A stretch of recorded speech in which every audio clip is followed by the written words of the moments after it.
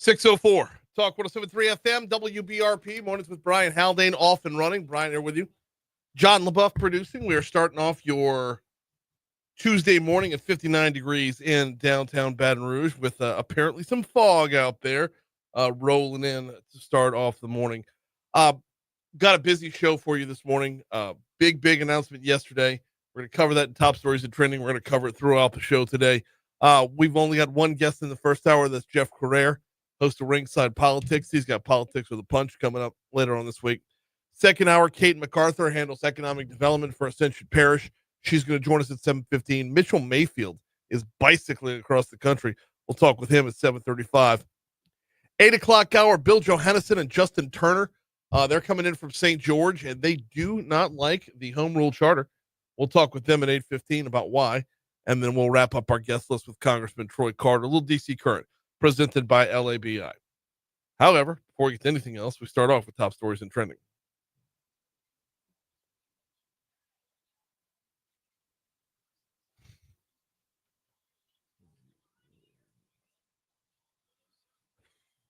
Number 5. East Baton Rouge Parish School Board has begun deploying new metal detectors to prevent weapons from being brought onto campuses by students. Schools within the parish discovered more than 10 guns on campuses this year alone, including 2 at Woodlawn High. The district is the latest to join 4 other school districts in utilizing this new equipment, which runs about $21K a piece. Number 4. Students at Parkview Baptist School will be staying home for another day after a second bomb threat was made against the campus. Campus was shut down Monday for a threat. BRPD officers secured the area for any type of explosive device. BRPD said they didn't find anything. Monday night, a message was sent to parents telling them school was canceled Tuesday due to a second threat. Number 3. One of the scarier moments of yesterday's storm happened when a large tree fell onto a school bus in Zachary. Happened on Sunnyside Lane around 7:30 in the morning. Officials said no students were sitting in the back of the bus where the tree fell, so fortunately there were no injuries. Number 2. A new bill in the Louisiana legislature would move Baton Rouge's bus system under the control of the city parish government. Representative Dixon McMakin wants to repeal the law that created CATS, or the Capital Area Transit System, and transfer CATS's obligations, property, records, and employees over to the city parish. Currently, the organization has its own independent board of commissioners appointed by the Metro Council. Number 1. Split down the middle here because I'm supposed to be talking about Hyundai, but number 1 is actually be 2 stories in one. Big announcement was made by President Donald Trump yesterday at the White House. Governor Jeff Landry was there. Full-on delegation from Louisiana was there to hear the announcement. Hyundai making an over $5.8 billion investment into Ascension Parish, going to build out a steel mill in Donaldsonville. That's one part of the story. I'd be remiss if we let top stories and trending go without talking about the dense fog advisory that is in effect until 10 o'clock this morning across southeast Louisiana and southwest Mississippi. Visibility could be a quarter mile or less in dense fog and could make driving conditions hazardous, especially during this morning's commute. John, I saw no fog from sure. So I come in on Florida Boulevard. Nothing from Sherwood to downtown. You come in from Livingston Parish. I do. Anything coming across the AME? Not as much fog. No. Yeah. Not really much. As the sun comes up, it's probably going to settle in a little heavier. Yeah. So yeah, we both got in before it was a problem. All right, let's top stories. What's trending? All right. So you can hit the intro. Well, we're gonna Yeah. I figure when There you you asked, go. There we No. go. Go ahead. Hey, count Switzerland in as the latest country that wants to talk business with the Trump administration rather than let tariffs take hold. So I saw that. Yeah. Man, where's the story? Here we go. Switzerland is out in front on this one, saying no. We provide the U.S. Our companies provide about 500,000 jobs within the U.S. What can we do to be doing more? Right. How can we make this a better deal for both ends? And if we get better deal both ends, let's nix the idea of tariffs. And of course, Donald Trump is responsive. Of course. That's all tariffs are a negotiating tool. That's it. Hey, let's talk about it, right? Yeah. In other news, Homeland Security Secretary Kristi Noem said during a cabinet meeting Monday that she plans to nix the Federal Emergency Management Agency. I don't know how far that's going to go. She wants to eliminate FEMA, and that's great because FEMA needs to be torn down and rebuilt. But I don't think she's far enough along the plan to have plans. Far enough along the idea Right. to have plans. Yeah. So I don't know how far that's gonna go. Guess we'll see. Hey, Brian. I love where you're going. So, the pregame video of LSU's women's basketball during the line dance to Cupid's Flex has gone viral. Yeah. Coach Kim Mulkey even got in on showing off her moves. Have you seen it? I've seen it. God bless her. She can coach basketball. Oh, man. It was really great. I was producing the game last night, and they showed it probably 5-6 times. Oh, yeah. And yeah. By the way, Fun how about stuff. no, don't fade that out yet. Okay. I want that going all the way through my going. live read. Okay. I mean, it took Cupid a good minute to come back strong, right? It did. He's had a couple of songs in the background over the years, between Cupid Shuffle and Now. And Cupid Shuffle's still a banger. I can't help but bob. Like, Yeah. I'm just bobbing here. Slide Just like, to the left, right foot, left foot, that turn with it. I mean, this is strong. It's been, it's been in my head for like 3 weeks. oh, now. yeah. You cannot get out. You brought it up a while back. And I'm like, wait, Cupid's back? Here we Cupid go. is back. So he's got this with the 69 boys. And then he's got another one out with Big Fave. Marlon Fave, right, from LSU? Yeah. Okay. So Cupid's back strong, man. Digging it. Coming up on 611 at Talk 107.3 FM WBRP. If you hit that flex, you're working up an appetite, you might want to hit up P.F. Chang's for lunch today. P.F. Chang's will be a flex for lunch for sure. Lunar New Year still going on all the way through April 1st. So they've got specials and special menu items as a result of that. But you know the standard fare. You know what you're getting over at P.F. Chang's. You know whether you're talking about those lettuce chicken wraps, which are awesome. It's good light lunch, It's good lunch that keeps you motivated and moving throughout the rest of your day. Not going to weigh you down. Same is true on the Mongolia beef. Same is true on the sesame beef. And oh, by the way, let's skip right past lunch. Fast forward to happy hour. Happy hour specials going on every day at the bar with the apps. Not like an app on your phone. I mean, appetizers.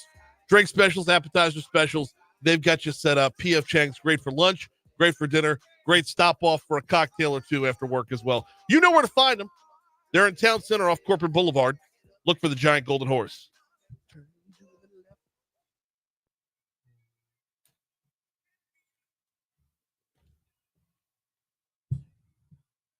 Too early for Cupid? Oh, indeed.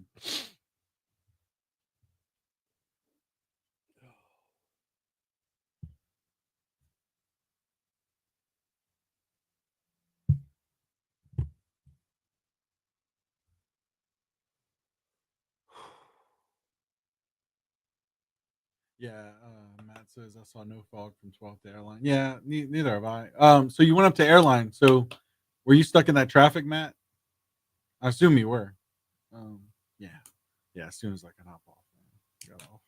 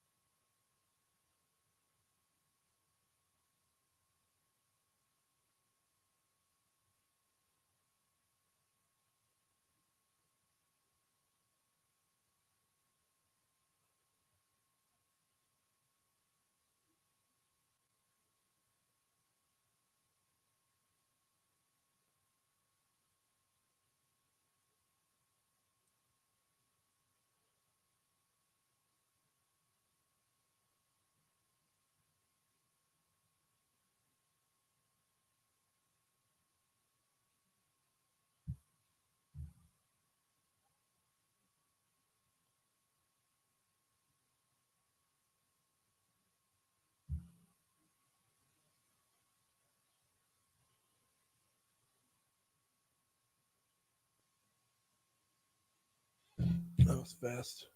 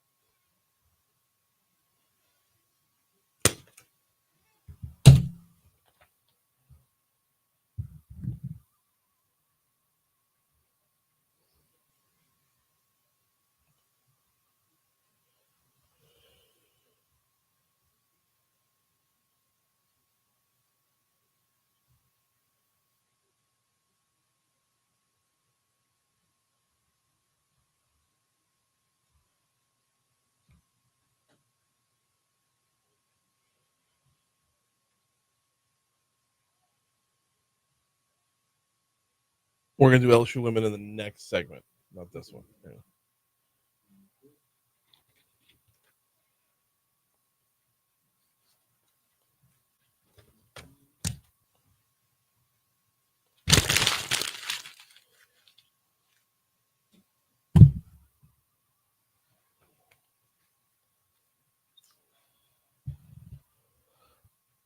.615 Talk 107.3 FM WBRP mornings with Brian Haldane rolling right along. Absolute domination in the second half last night by LSU women's basketball. We're going to talk about that in our next segment. Give it some room to run. Don't want to share the segment because there's so much to cover there. We will start off though our sports with what's going on tonight. That would be out at Alec Box Stadium. LSU baseball's getting back after it, looking to recover after dropping their first conference series of the season, losing 2 out of 3 at Texas. LSU will be taking the field tonight, hosting UL Lafayette. The Raging Cajuns will be in Alec Box Stadium. 6:30 p.m. is your first pitch. You're going to hear that on our sister station, Eagle 98.1. As the Tigers look to bounce back before getting back at it in conference play. Problem with conference play is there is no taking your foot off the gas. Because even you had Missouri. Missouri was, less than stellar. You'll have Mississippi State this weekend. You should be able to win the series, possibly grab the sweep this weekend. But looking at the way the schedule plays out after that, I mean, it's stacked up for LSU. Going to be hard pressed to. You're not going to see a whole lot of sweeps. Let's just put it that way. And this is one where you look at LSU's talent, the talent that they have on the bump, talent that they have in the batter's box, and it's all going to come together at the right time in order to build up towards postseason play. Because I don't think anybody's really worried about what goes on tonight against the Raging Cajuns. Hell, I don't think anybody's really worried about what goes on this weekend against Mississippi State. You want to take 2 out of 3, obviously, stay in that win column 2/3 of the time, but you also want to be positioning yourself for the postseason. So it's hard to follow game by game and not not zoom out once in a while, because it's the zooming out that really puts together the full resume. If you're a fan, I mean, obviously, if you're Jay Johnson, you're dialed in on every pitch, much less every inning, much less every game. Meanwhile, LSU softball, which you'll hear right here on Talk 107.3 FM, is on the road tonight, while UL Lafayette comes to town for baseball. We go there for softball. Will be at Yvette Girard Field at Lamson Park. 6 p.m. is your first pitch right here on Talk 107.3 FM. I believe puts pregame at 5:45. So we'll jump in on the last couple minutes of Mark Lee, Van Camp, and Robbins to meet up with LSU softball. Patrick Wright should be on the call for that one because he has not yet left for Spokane, Washington. Why is he leaving for Spokane, Washington? Because that's where LSU's women are going to play. Now, I want the next segment to be all about the LSU women's team. So let me go ahead and run down everything else that happened in women's basketball last night. Not everything else that happened. 3 things that happened that are of pretty significant consequence. Number 1, NC State beat Michigan State, 83-49. That's important because that's who LSU is going to play next is North Carolina State. Number 2, UConn absolutely rolled South Dakota State.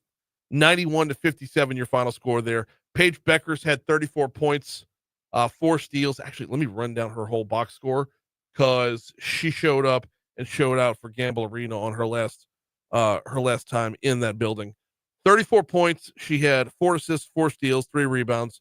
She was 3 of 5 from the 3-point line. She was 14 of 21 from the floor. She was 3 for 3 from the free throw line.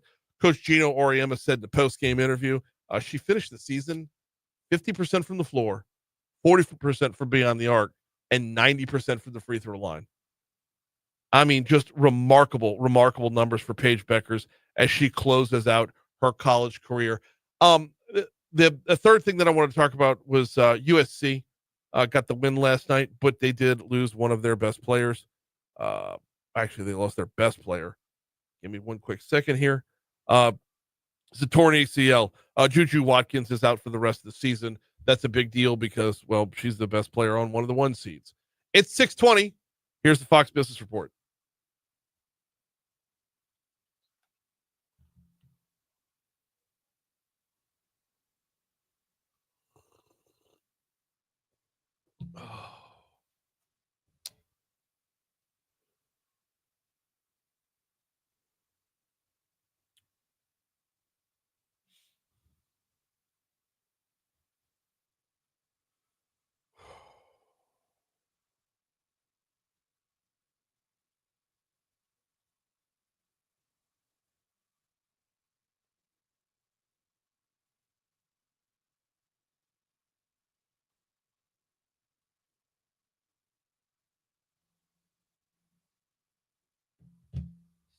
Slide to the right. Slide to the left.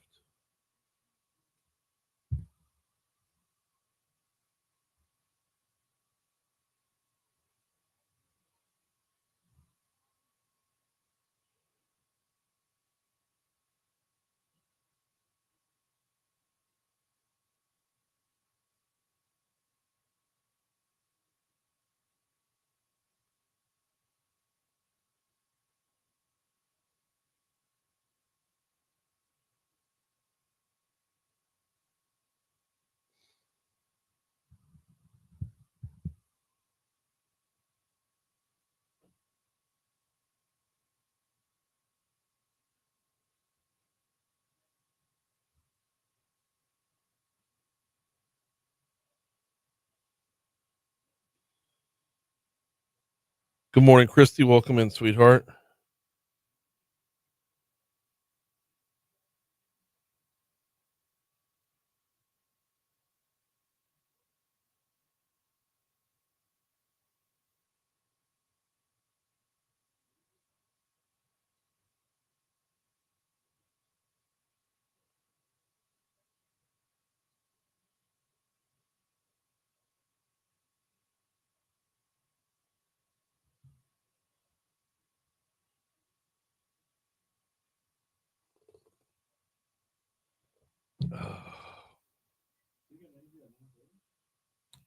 No, it's been called off.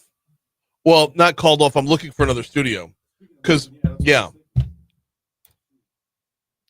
I know. And this guy, he's got a movie out called Elfie. Yeah, it's actually pretty cool. The film adaptation of Wicked is gross over. Gregory Maguire, the acclaimed author behind the best-selling novel Wicked, is set to enchant readers once again with a prequel to the beloved story, Elfie. So it's the prequel to Wicked. Isn't Wicked the prequel to Wizard of Oz? So it's the prequel to the prequel. How far back in time are we going to go? Right.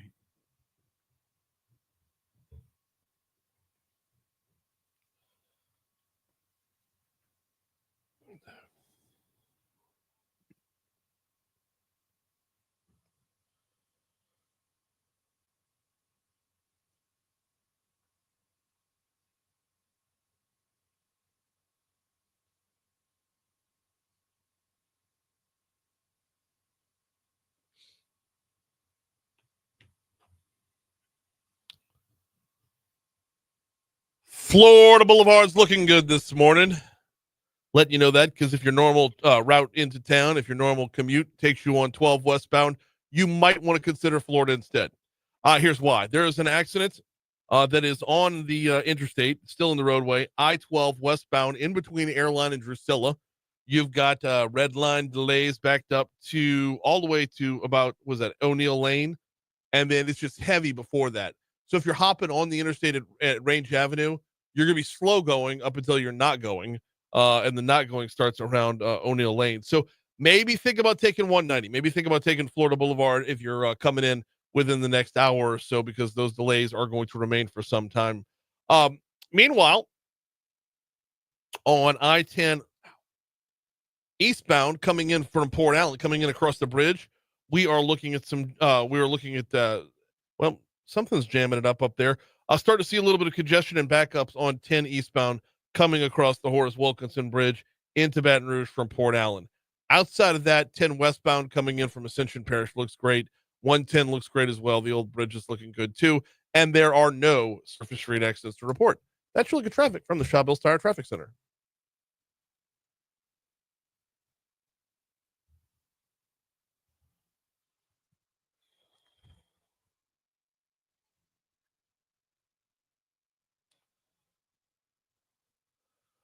$5.8 billion, 1,300 permanent jobs, another 4,000 in temporary jobs.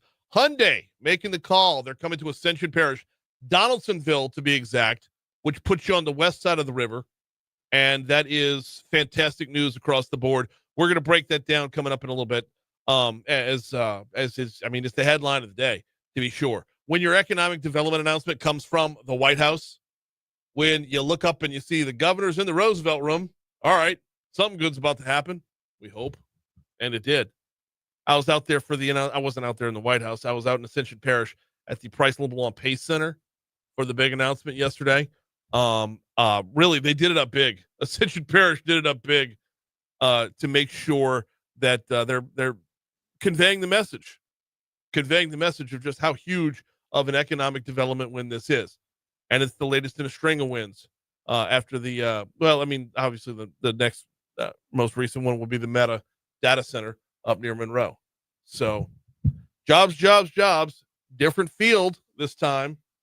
But man, just an impressive day yesterday. I'll give you the full breakdown after we talk to Jeff Crouere. Jeff's coming up in our next segment.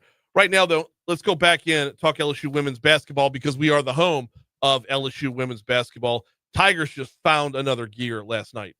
And I'm not talking about the big three. I'm not even talking about Flaugier. I'm not talking about Anissa. I'm not talking about Michaela. I'm talking about they found another gear last night with other players like Samaya Smith, like Miracle Shepherd, like Cheyenne Day Wilson.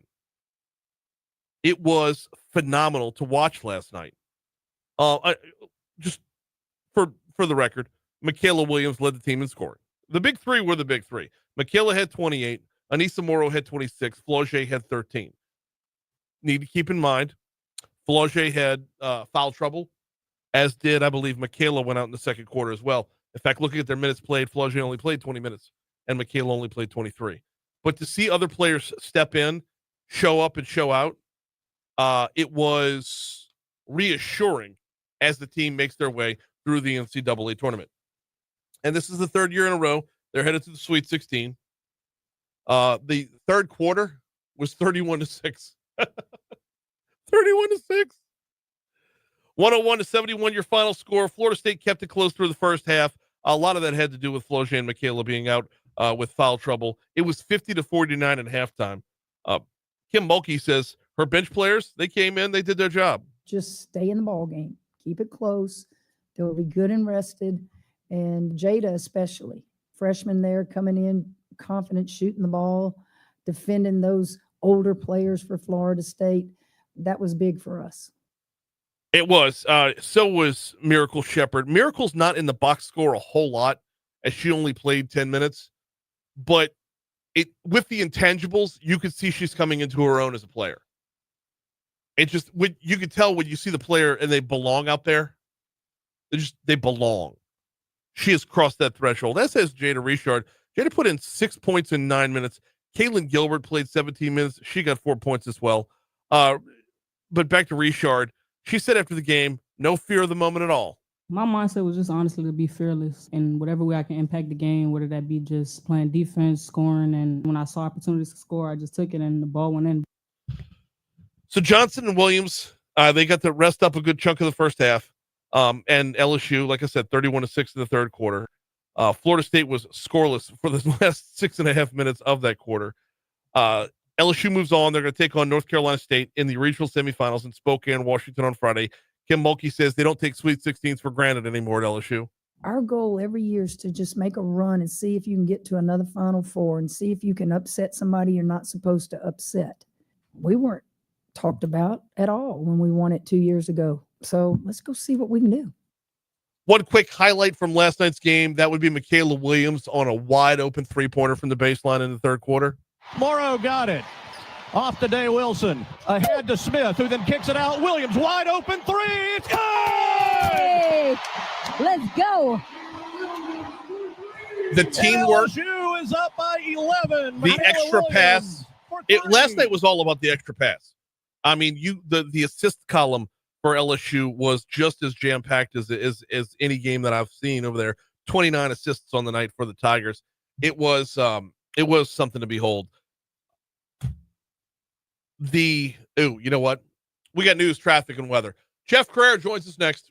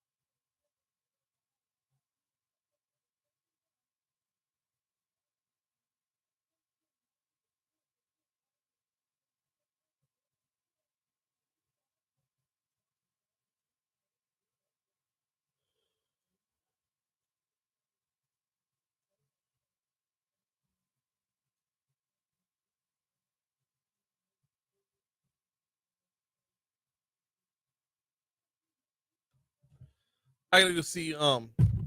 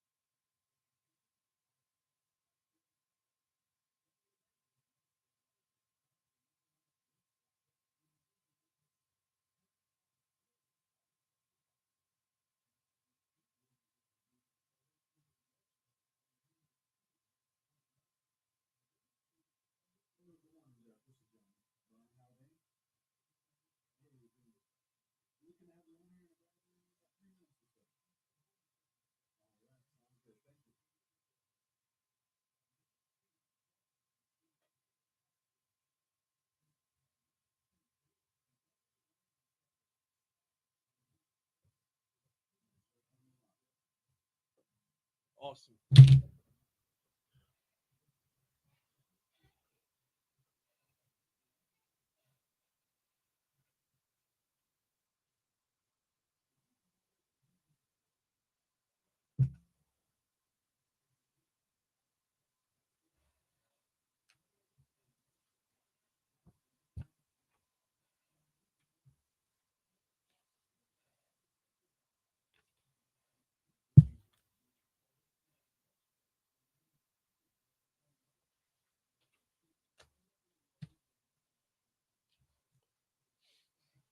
There's nobody up there. I went up to the third floor. I mean, either everyone's taking a dump at the same time, or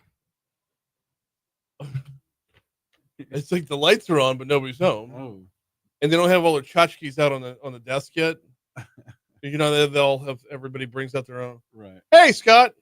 Yo.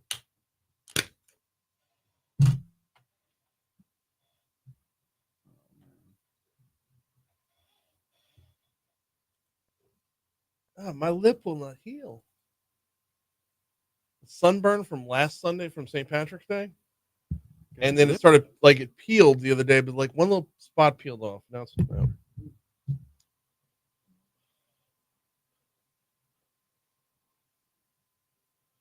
The fog is getting thicker, or so we're told. Here's Balin Rogers. I'm going to be upset if nobody got the reference right there. And Leon's getting larger.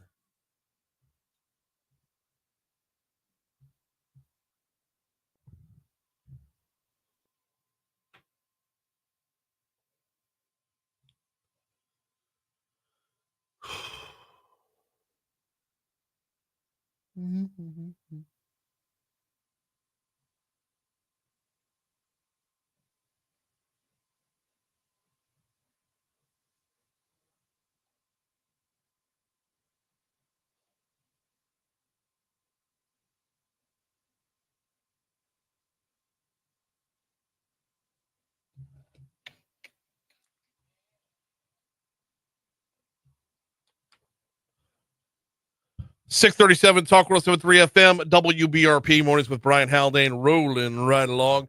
Coming up next hour, Kate MacArthur heads up economic development for Ascension Parish. She's going to join us to talk about what went into the win, what went into landing Hyundai in Donaldsonville.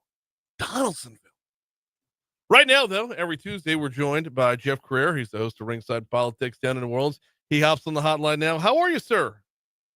Hey, good morning, Brian. Good morning. Glad to have you on. Before we get anything else, I know your Politics with a Punch is coming up.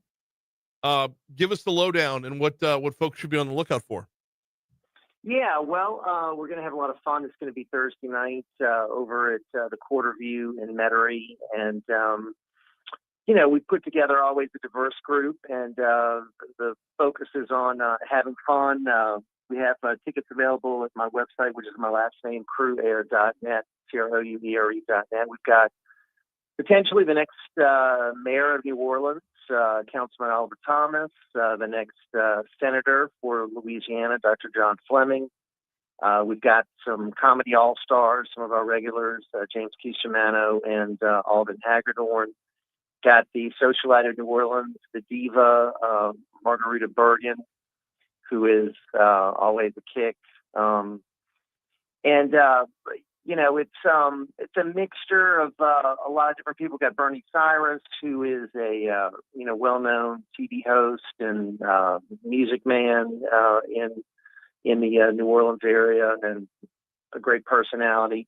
And then we just talk about the hot topics of the day, what's going on. We've got one of our talk show hosts at WTSO, Michelle Godin, and we just have some fun. So love for people to come by and join us. This is our 158th show, over 20 years we've been doing it. And, it's not serious. We try to poke fun at what's going on, and but also be,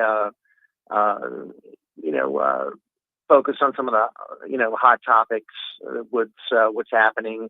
We'll definitely talk about the mayor's race. We'll definitely talk about the Senate race. And then, of course, everything else.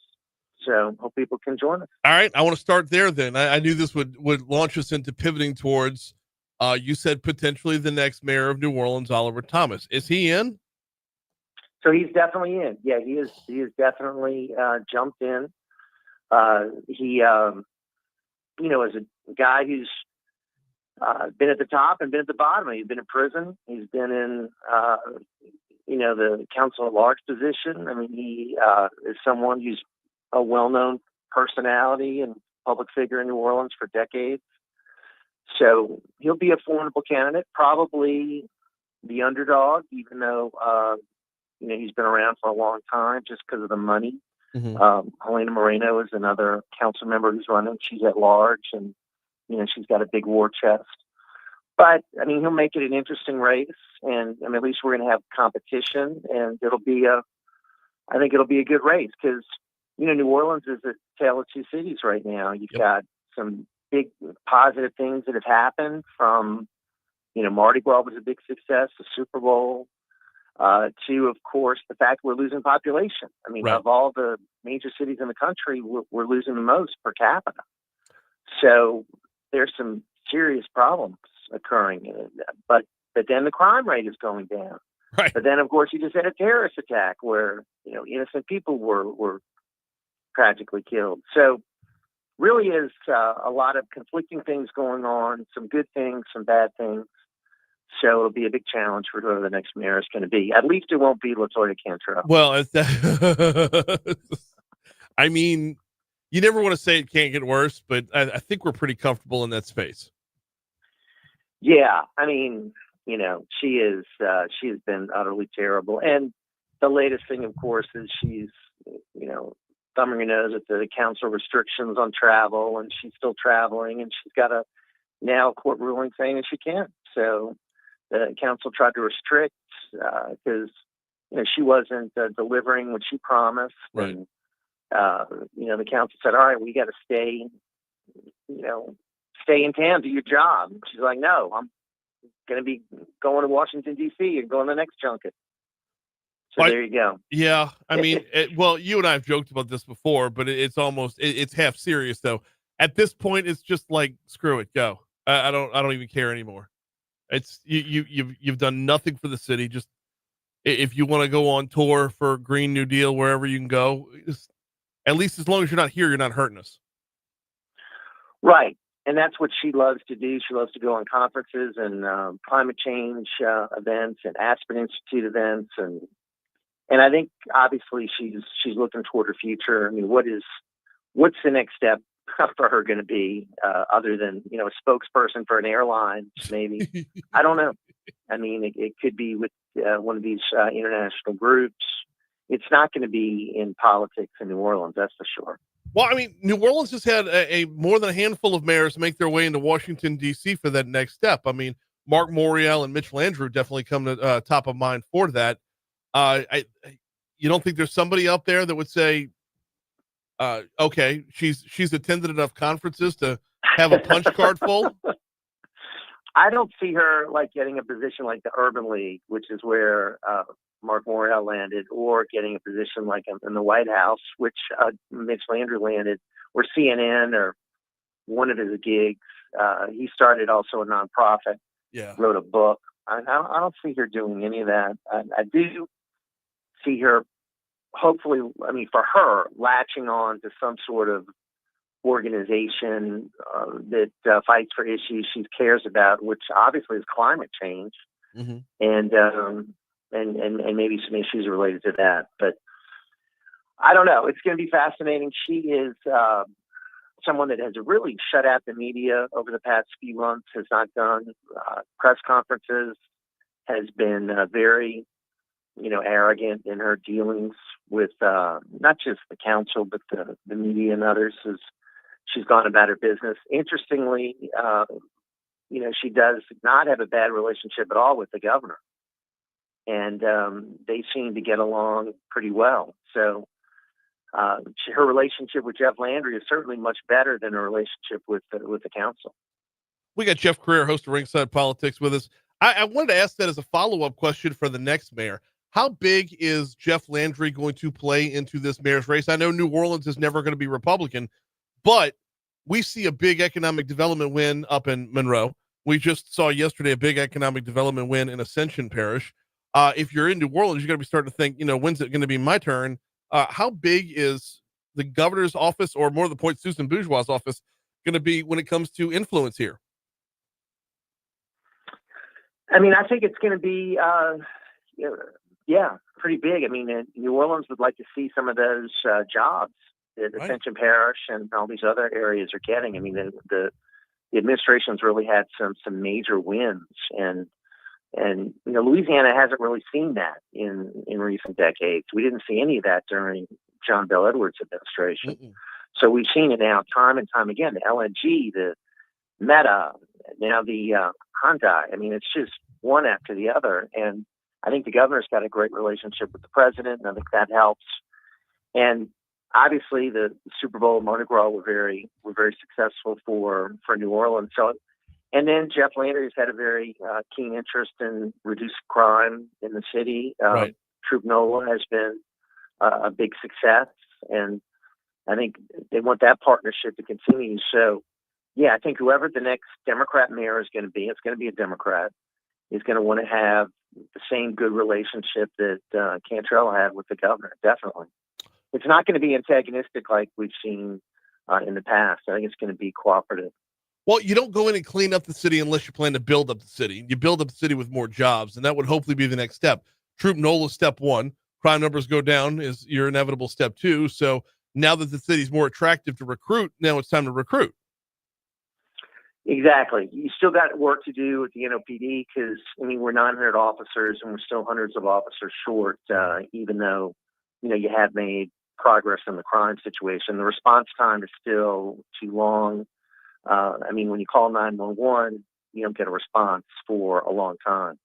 And, it's because they don't have enough officers, and they've got to fix that. And I guess the police chief has weathered the storm over the incident that happened, for the New Year's. Yeah. And seems to be someone that many people are saying, hey, should be kept on by the next mayor. But we still need to see more recruiting. We still need to see more police officers. I mean, that is really a big challenge. He is Jeff Crouere, host of Ringside Politics. If you want to check out Crouere.net, if you were interested in going to check out Politics with a Punch, which you said 158 shows? Yes, sir. Good night. In 22 years, my friend. That yes, is sir. unreal. That is a stretch right there. I mean, that's a hell of a run. Politics with a Punch, Crouere.net, Crouere.net if you wanted tickets for that. He is Jeff Crouere, visits with us every Tuesday. We always appreciate the time, sir. Talk to you soon. All right, Brian. Take care. Yep. We're at 648 at Talk 107.3 FM, WBRP. Programming note coming up this evening. I believe 5 p.m. will be first pitch. LSU softball is right here on Talk 107.3 FM. Tigers are on the road. Beth Farina's team is on the road tonight, going to be at ULLL to take on the Raging Cajuns. But whether they're on the road or at home, they are right here on Talk 107.3 FM. Before we get you to your money now, got to remind you about the folks over at the Baton Rouge Metro Airport. FlyBTR.com is the website. FlyBTR.com. If you are mapping out any kind of business travel or personal travel for that matter, I want you to take into account the entire experience, not just the ticket price itself. I want the entire experience encapsulated here. How long does it take to drive down to New Orleans? An hour. It takes an hour to drive back. Although I would argue that when you're flying back in to New Orleans, that hour drive back is like an eternity. Why not fly to your own backyard? Why not fly out of Baton Rouge? Why not take the Baton Rouge Metro Airport and help contribute to it being a thriving airport? Look, the more we use it, the more use we'll get out of it. You want to see more direct flights? Fly to BTR more. You want to see more airlines turning their heads towards us and saying, hey, what's going on there? We've got to use it first. FlyBTR.com is the website. Direct flight to DC every single day, comes home same night. FlyBTR.com. It's 650. Here's your money now.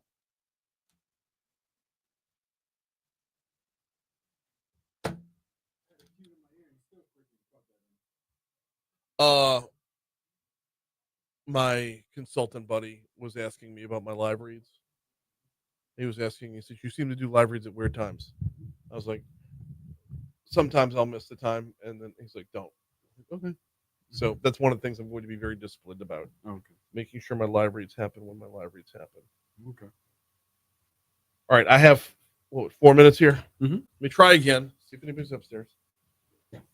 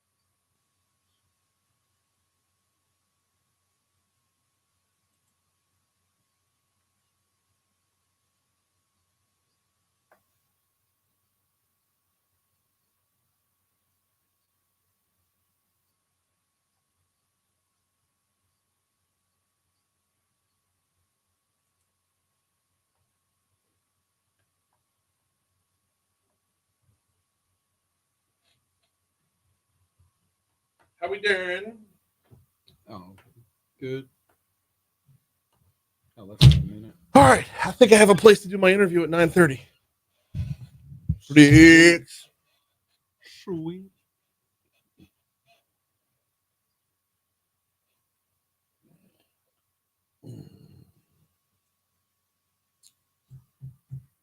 Oh, I need Trump audio for the end of the next hour. Okay, I was wondering. Is that it's on Talk's Facebook page, the video that I posted yesterday. Oh, gotcha. Okay. I'll go through it somewhere in the when we do news at the top of the hour. I'll hit it. Okay. I'll find it.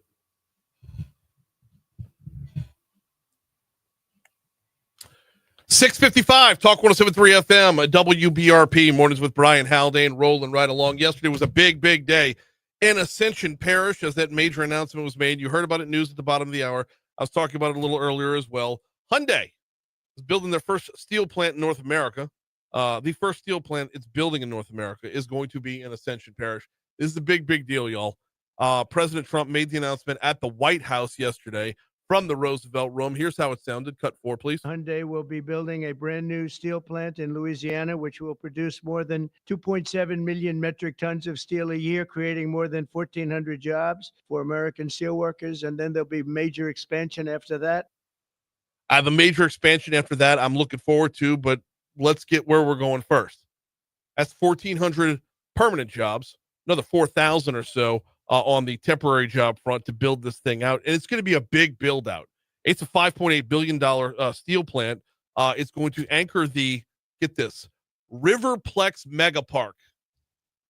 I don't know about you, but that sounds like something you'd see on South Park. Where do you work? I work at the Riverplex Mega Park. Part of the big news of this is it's on the west bank of the Mississippi River. It's in Donaldsonville. And that is a big win for Donaldsonville. It's a big win for Ascension, but how many times do we see things get built and it's that side is overlooked? And I don't mean like the Port Allen side, the West Baton Rouge side, Iberville. I mean, when you start to get a little bit further downriver, it's all on this side. So when it comes to the Riverplex Mega Park, when are they looking to start building this out? Construction is slated to begin in the third quarter of next year. So it's not going to be until a little bit past midway of 2026 before they even start building it out. Hyundai Motor Group Executive Chairman Chung Yu-sun says the company is Chung Yu. Okay, hang on. We're going to have to find time to do this. Donald Trump, during all the announcements yesterday, got the names of 5 Koreans right and mispronounced the Ascension Parish president. We'll get to that later. Anyway. Chung Yu-sun says the company is making a commitment to American manufacturing with this plant. A key part of this commitment is our $6 billion investment to strengthen the U.S. supply chain and from steel and parts to automobiles. Now, this was huge, and this is huge, and I don't want to turn my nose to it at all, but within his announcement, he said this $5.8 billion investment, 1,400 jobs, 4,000 temporary jobs, this is part of what's going to fuel economic development within the country from Hyundai. Like, for example, a car manufacturing plant that they're building out in Georgia that has 8,000 jobs. I'm so fired up about this. I'm not raining on the parade. I'm not the the punch bowl. But I want the 8,000 jobs. Like, I want more. Maybe I'm just getting greedy because Susan Bourgeois showing win after win after win. Maybe I'm getting greedy. But I hear that, and I'm like, no, let's bring it all home. We're talking about the wins from the Department of Economic Development. This is the latest in a string, which included Meta, their AI data center up in Richland Parish. Governor Jeff Landry says, we're just beginning. I believe before the summer's over, we'll have $50 billion worth of construction projects going on in Louisiana. It's a good time to be in construction. Average annual salary for those permanent jobs, the direct jobs created, average annual salary. You ready for this, John? You're staying here. I'm letting you. You're staying here. Come on. You man. can't go apply. No, go ahead. Average Tell me. annual salary $95K. Oh, really? Yeah. So where do we? No. You're right here. Hold on. News, traffic, weather. Hour 2 is coming up next right here on Talk 107.3 FM. We're going to talk with Kate MacArthur from Ascension Parish about this. 95K? Getting the fuck out of radio.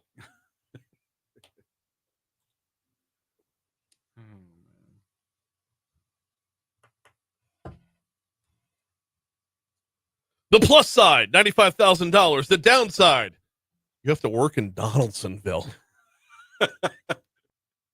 If you've ever been to Donaldsonville, there's like, oh yeah.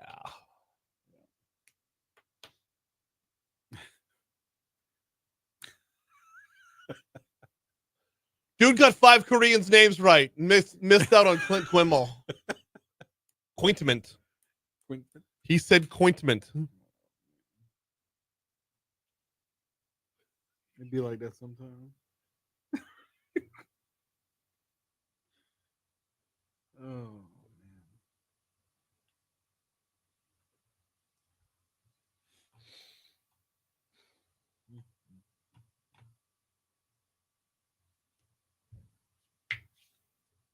Oh shoot.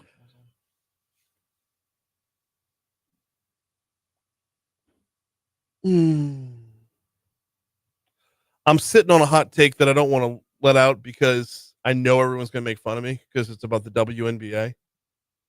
But the WNBA is about to get real. WNBA is because it was Caitlin Clark and Angel Reese, right? All right. That kind of shed a spotlight on the. Now you got, you got your white player and your black player, and you got a whole lot of spotlight coming in at once. Yeah. That was the burden magic of the WNBA. This coming draft, get ready for the Michael Jordan of the WNBA, Paige Beckers.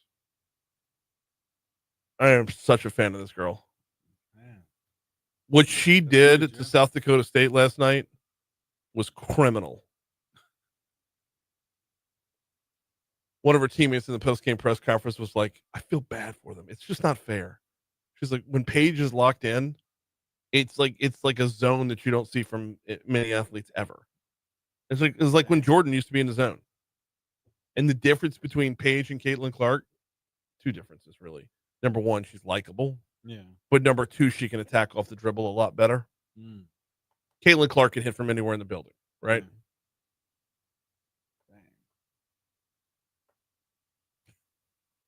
Caitlin Clark from anywhere can hit from anywhere in the building. Paige Beckers can get you anywhere in the building. So, and difference number 2 is, and I know this shouldn't play a role. She's a knockout. She's gorgeous. Yeah. Like, I know that shouldn't play a factor in it at all, but it does. Yeah. Right. Yeah, it does.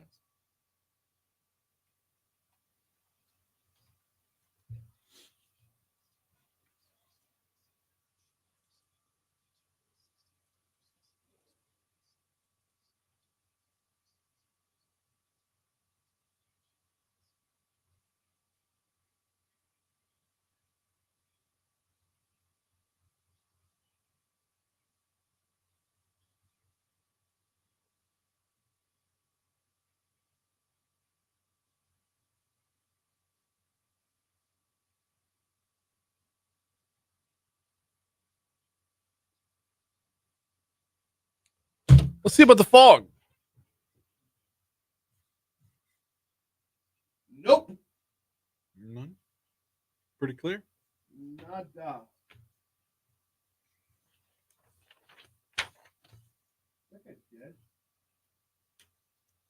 What? What are you? He's jerking off. Is he in a porta potty? No, he's in a truck. Oh. He's sitting there, he's hunched over. Oh, no, he's up. Okay. As he looks up and sees you looking down on him. Sorry, man. I'm just checking the fog. And remember that scene in Sopranos when Finn saw Vito? Oh, no. Oh, no. That didn't happen. No. I'm kidding. No. Oh, Vito Spatafor is the ass muncher.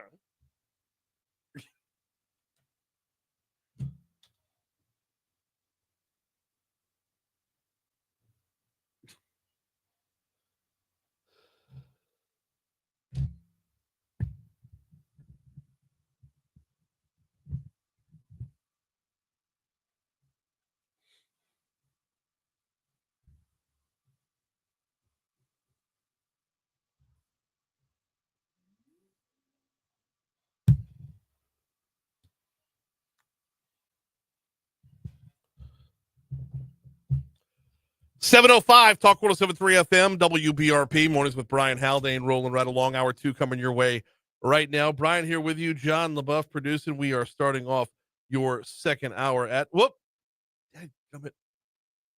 starting off your second hour at 58 degrees in downtown Baton Rouge. I'm not seeing the fog in downtown. We were supposed to be under a fog advisory all morning long. If you're seeing it, let us know. We're live on Facebook right now. Get those comments over on the chat. We're not seeing it in downtown. It's not coming in off the Mississippi River for sure. Maybe the Amite.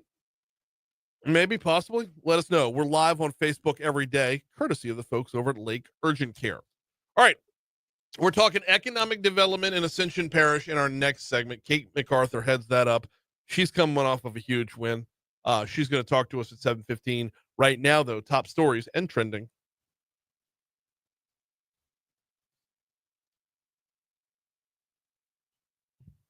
Uh-huh.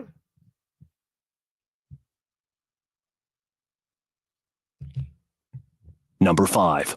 The East Baton Rouge Parish School Board has begun deploying new metal detectors to prevent weapons from being brought onto campuses by students. Schools within the parish discovered more than 10 guns on campuses this year alone, 2 of them out at Woodlawn, by the way. The district is the latest to join in with other schools utilizing the new equipment, which runs about $21K per unit. Number 4. Students at Parkview Baptist are getting the day off again today. They're staying home for another day after a second bomb threat was made against the campus. Shut down yesterday for a threat. BRPD came in, secured the area, looked for an explosive device, found nothing. Monday night, a message was sent to parents telling them that school was canceled for Tuesday due to a second threat. Number 3. One of the scarier moments of yesterday's storm happened when a large tree fell onto a school bus in Zachary. Happened on Sunnyside Lane around 7:30 a.m. Officials said no students were sitting in the back of the bus where the tree fell, so fortunately, there were no injuries. Number 2. A new bill in the state legislature would move Baton Rouge's bus system under the control of the city parish government. Dixon McMakin is wanting to repeal the law that created the capital area transit system and transfer CATS's obligations, property records, and employees over to the city parish. Currently, the organization has its own independent board of commissioners appointed by the Metro Council. Number 1. $5.8 billion coming in from Hyundai to Ascension Parish. That was the big announcement from yesterday. That is the big news of the day. That is what we're going to talk with Kate MacArthur about in our next segment.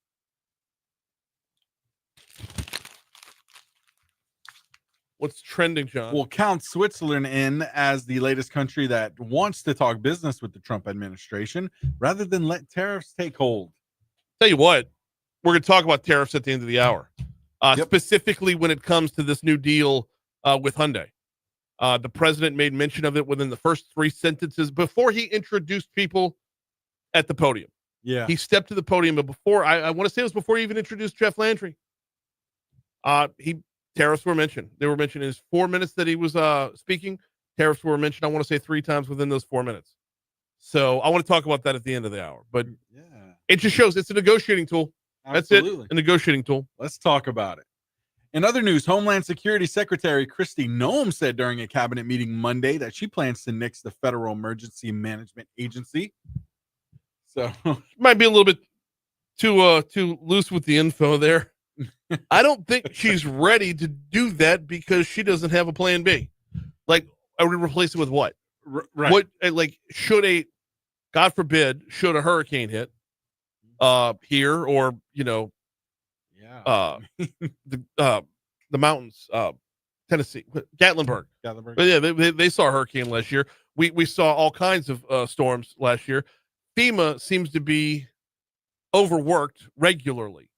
So how do you fix that? You don't fix it by canceling FEMA and just say, best of luck. Right. I mean, what are we doing? What are we doing here? Whoa, Brian. Hang on. Did Facebook hear that?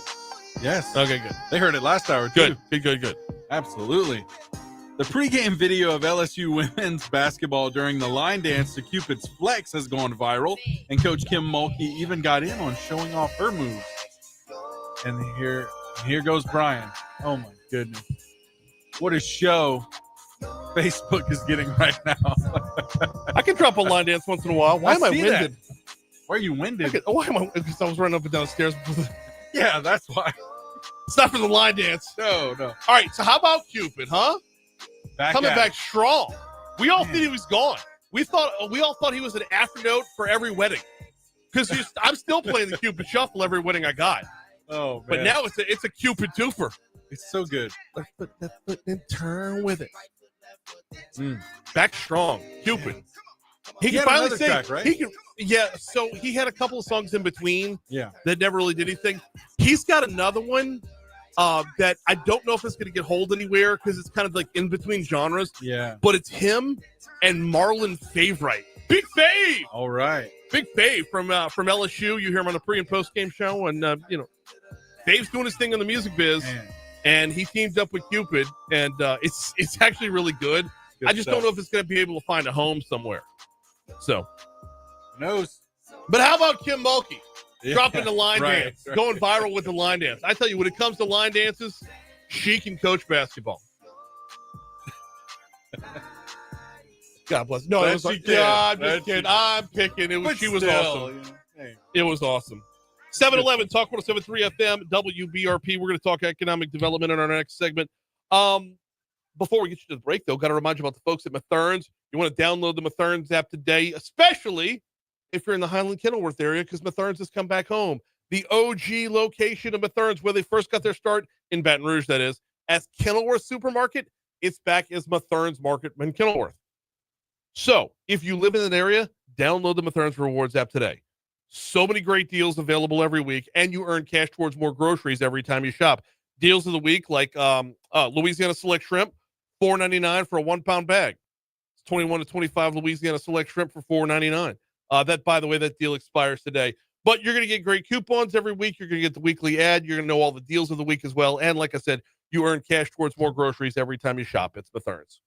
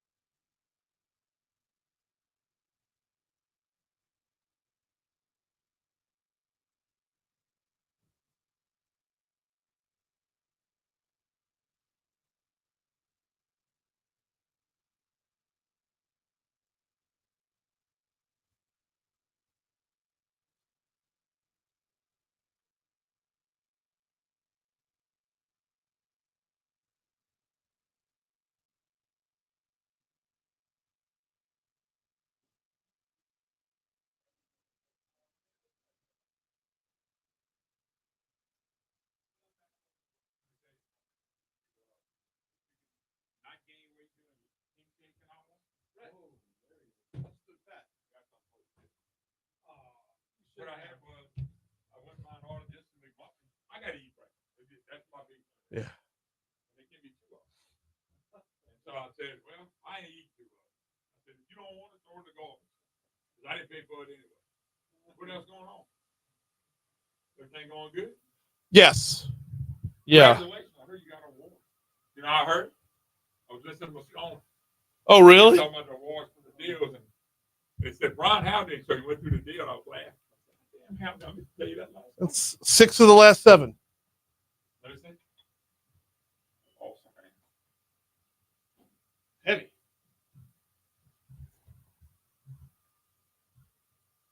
That's awesome, though, man. Thank you. You got 6 of them? 6 of the last 7 years I've won it. And the only year I didn't win it, I didn't put in for it. So you got to put in for it. They all like that? Yeah. Yeah. Studio. So downstairs in the hallway, we have all of them. All the ones that like Station of the Year, Sports Show of the Year, like the community service. Yeah, the hallway on the first floor. You guys y'all compete against right, We do all right. We do pretty well. 714 Talk 107.3 FM WBRP mornings with Brian Haldane rolling right along. As promised, we take you down to Ascension Parish right now. Kate MacArthur's on the hotline. She heads up economic development down there. Big day yesterday, Kate. Have you recovered? Not yet, but maybe in a couple months. All right, walk us through. I want to walk through the entire process here. I've got so many questions. Let's start with what put y'all in touch with Hyundai in the first place to get this ball rolling. So this project came through the state. So it came to LED from a consulting firm. Okay, so this is on the state's radar first. What made the state choose Donaldsonville? So that was the consultant and the company's choice. So they really drove the location factor. We just market that entire area, that industrial area on the Riverplex Mega Park, and they were just interested in and definitely wanted to be there and figure out if that was a possibility for them. Let's talk about the Riverplex Mega Park for just a second. What is it? I mean, the Riverplex Mega Park, it sounds like this should be something huge that we should be talking about every single day. But yesterday was one of the first times I've heard mention of it. Yeah, so it started probably 15 years ago. I think there's been, I tracked this the other day, like 67 meetings since that time. It was, I think BRAC worked on it through site certification to try and get the largest certified site through the state ever, but that wasn't going to work because it was just too big. But we have certified pieces of it. And in that time, we reached out to all of the landowners, which I think there's about 180 total, 8 major, large landowners, and then a lot of smaller landowners. And so we just had meetings with the community to say, hey, what is your plan for the future? Do you want to stay here forever? Do you want to farm this forever? Does your family want it? And they bought into the idea of having it be a industrial and commercial overlay. So that's what we did. So we went to the parish elected officials and the school board and everyone and basically said, what if we did a future land use overlay? And we put that in place so we could expedite zoning to become an industrial and commercial area in the future. And then last year we went in and put in an economic development district so that we'd be able to fund infrastructure projects as projects came along, we could continue to develop out the site. So that's kind of the very long story of that transition. So we've just been doing incremental things to get it ready and marketing it. And in the last 4 years, we've had so many companies interested in it, but this is really the first one that's getting the domino to fall and really get this going. 10 miles worth of riverfront in the Riverplex Mega Park. I mean, that is a large footprint for sure. It is, and they're not making any more river sites, so they are very valuable. Yeah, no, that's exactly the point. And taking advantage of this specifically on the west side of the river, the west side of Ascension Parish, is a big deal as well. In fact, Donaldsonville's mayor made mention of that in yesterday's press conference. If you could, for me, elaborate on how big of a win this is, not just to bring this to Ascension, but to bring it to Donaldsonville specifically. Well, it's one of the biggest wins for the state as a whole, and for Donaldsonville, it's tremendous. I mean, I would say, I guess, Ascension's been very blessed in the Geismar area over the years with billions of dollars of investment overall in the last 60 years. And at that same time, Donaldsonville's only had one plant locate in the area. So we knew that this was a great opportunity. There are many more coming. We do have some feasibility announcements worth another $10 billion that could all come to fruition. So I think you're going to see so much more activity in an area that was losing population, was not getting any new businesses, and this was just a big focus of how do we fix that trend. We're talking with Kate MacArthur, who heads up economic development for Ascension Parish. All right, let's get back to Hyundai specifically. How long was the courtship? How long did y'all have to work on this? So we started working with them in November of 2023. I think they've made visits to Louisiana probably 12 or 15 times. They have a very large project team involved in this. We have a very large project team involved in this. We finally got to the announcement, which is amazing, but there's so much work that's still going on that's going to keep going. But it's been about a normal time period, I'd say. I think most projects take 18 to 24 months from the time you start working on them till the time they're announced. So I think it fit in our normal timeline. What did the folks from Hyundai have to say about what their real deciding points were, their deciding factors? What was it that Ascension was offering that they mentioned specifically as reason to come here? So the access to the water is probably the biggest driver. I think for them, it was the infrastructure. It was the ability to use the river system. It's the ability to use rail. That was really their key factors in making this project possible. And then workforce. And that's the tremendous piece, is that they need 1,400 to 1,500 permanent workers. And so we're going to have to train about 6,000 people just to be able to make sure that we have 1,400 that would be able to work at that facility. So I just think proving to them that we're going to be able to bring that many people to work here that was the last step in really trying to get this across the finish line. We're talking with Kate MacArthur from Ascension Parish's economic development. She had things up down there. All right, so let's get to yesterday. From final decision until yesterday, what did that timeline look like? Walk me through the behind the scenes. Pull back the curtain on putting together yesterday's announcement. Oh, all that credit definitely goes to LED and to the team at the parish. They worked extremely quickly. I think they did a really good job of keeping the secret conference in DC a secret. So that was very exciting for everyone. But I think they maybe pulled it off in 5 days. So it was a tremendous event, and it was definitely the hard work of the LED team and the parish's local comms and Pace Center team. The announcement itself yesterday, the whole shindig, if you will, was first class from start to finish out at the Price Leblon Pace Center, which that was my first time there. What a great space. But the entire production of it was top notch. How big of a deal was it to get this announcement coming from the Roosevelt Room? You would definitely need to talk to Susan at LED because she pulled that whole thing together.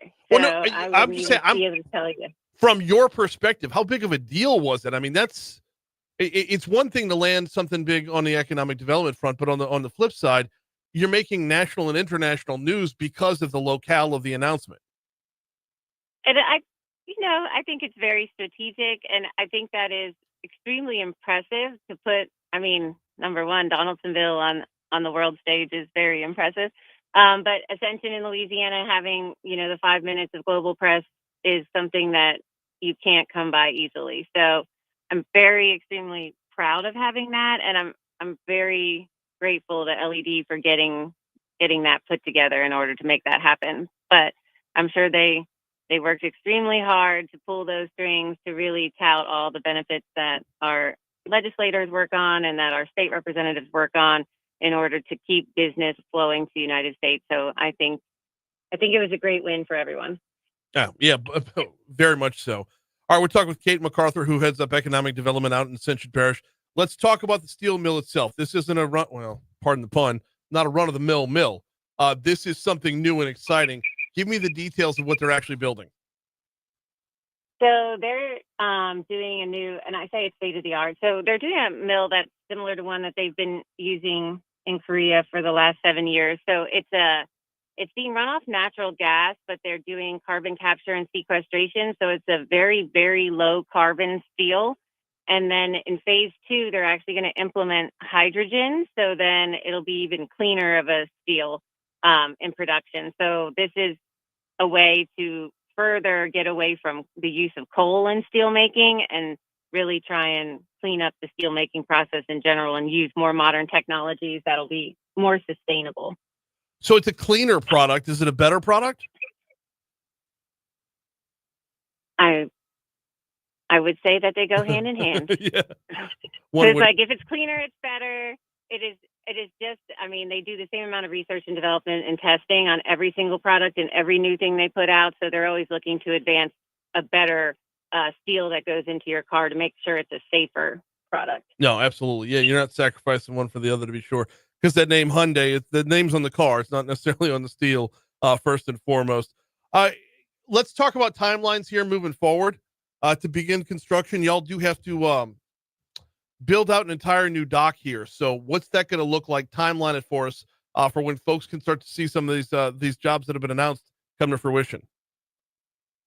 So right now, the timeline is kind of fluid. There's still a lot of permitting that is going to be going on, but we think that you'll start seeing some beginning construction activities in 2026. It'll last about 3 or 4 years. So it'll be going on for a long time. So there'll be a lot of activity. There'll be roads going in.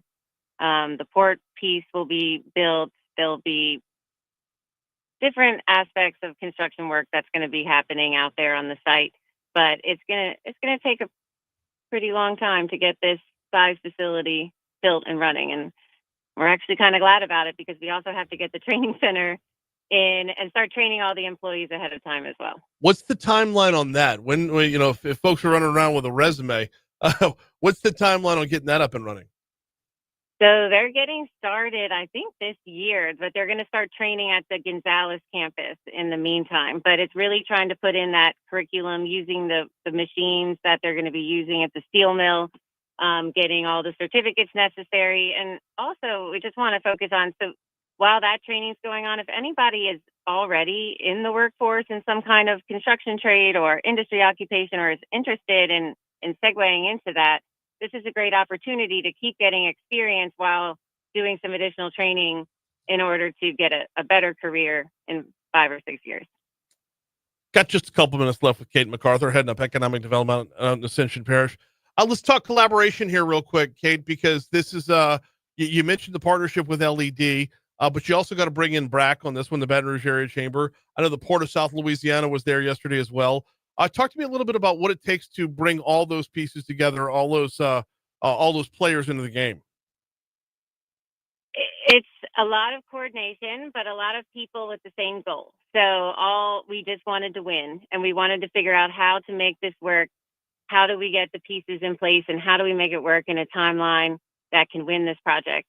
And so I think that was the main thing, is once we're all focused on working on the same goal, it's a matter of coordinating meetings and having meetings very often.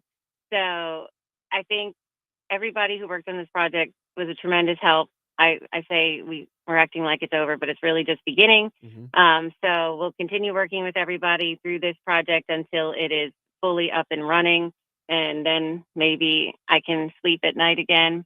But it was just a lot of meetings, a lot of partners, way more than you saw at the announcement yesterday.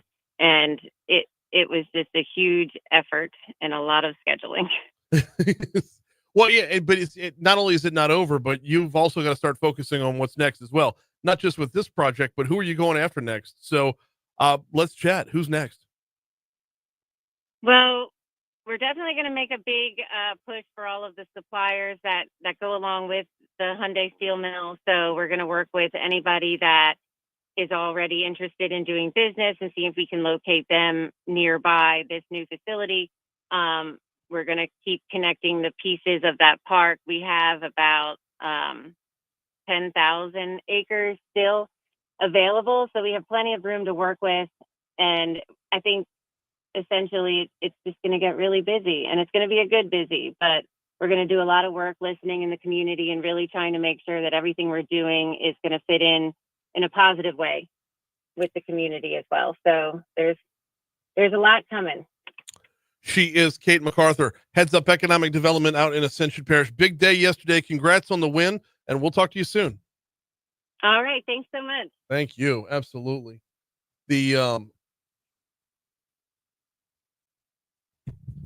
the idea of having the announcement come from the White House is a big deal. And because it puts the economic development win on a different stage. If you host a press conference in Ascension Parish for this announcement, and Ascension Parish is where the announcement comes from, then all the news of Louisiana is about this.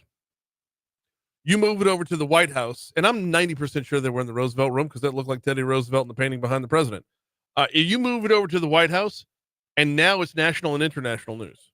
You move it over to the White House, and you are getting free press. You are getting free international publicity, the kind that you can't buy. The same reason we bring the Super Bowl to New Orleans. It's that same, oh, look, free media. We'll take it. And the whole world gets to see that someone's choosing to do business with us, and maybe they'll be next.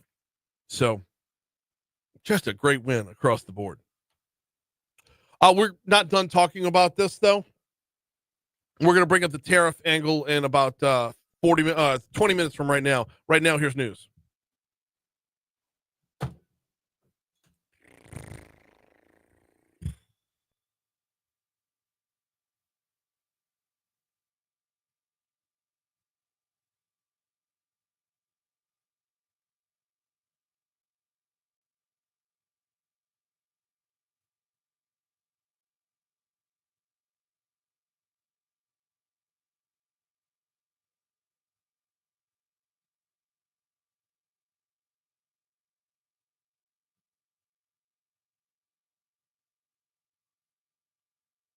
Can you pull up Talk's Facebook so I can get that Donald Trump video?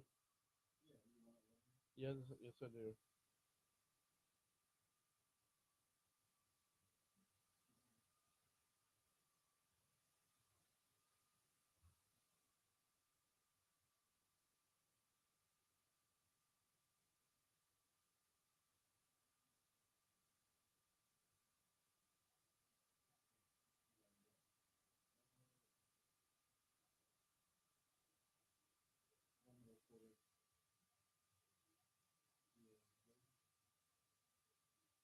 Yes, please.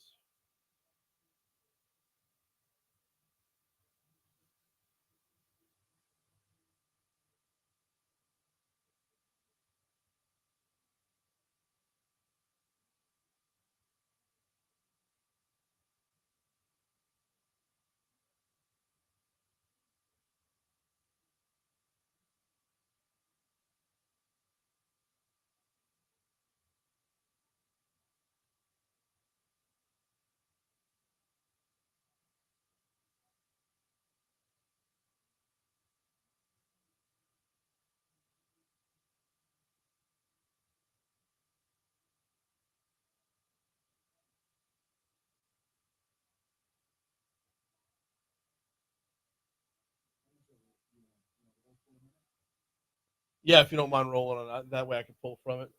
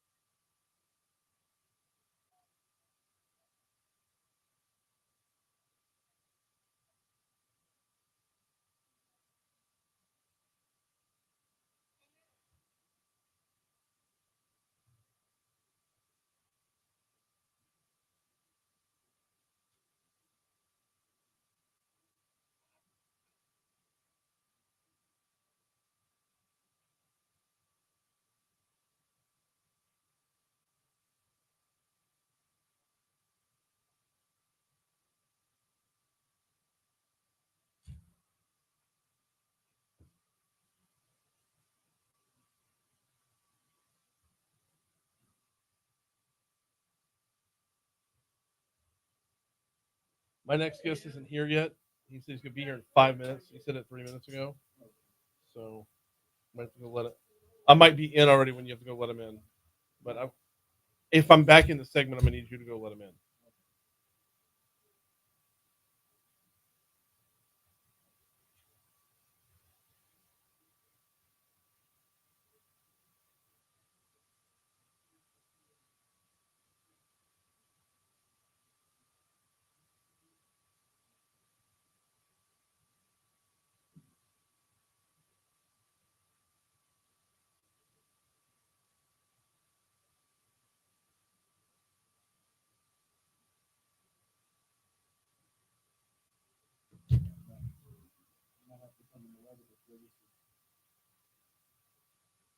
What?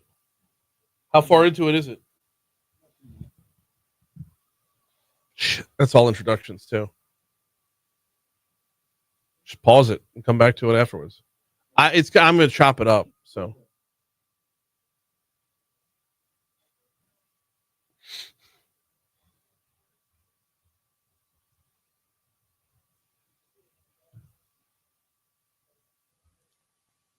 actually, you know what? No, you can just stop it. I know what I need. It's in the front end. Right there is fine.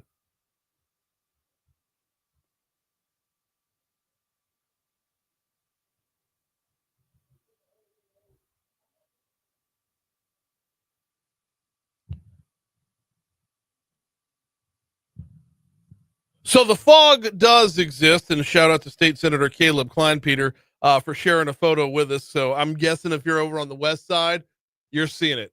Right now, though, let's get your full forecast from Balin Rogers.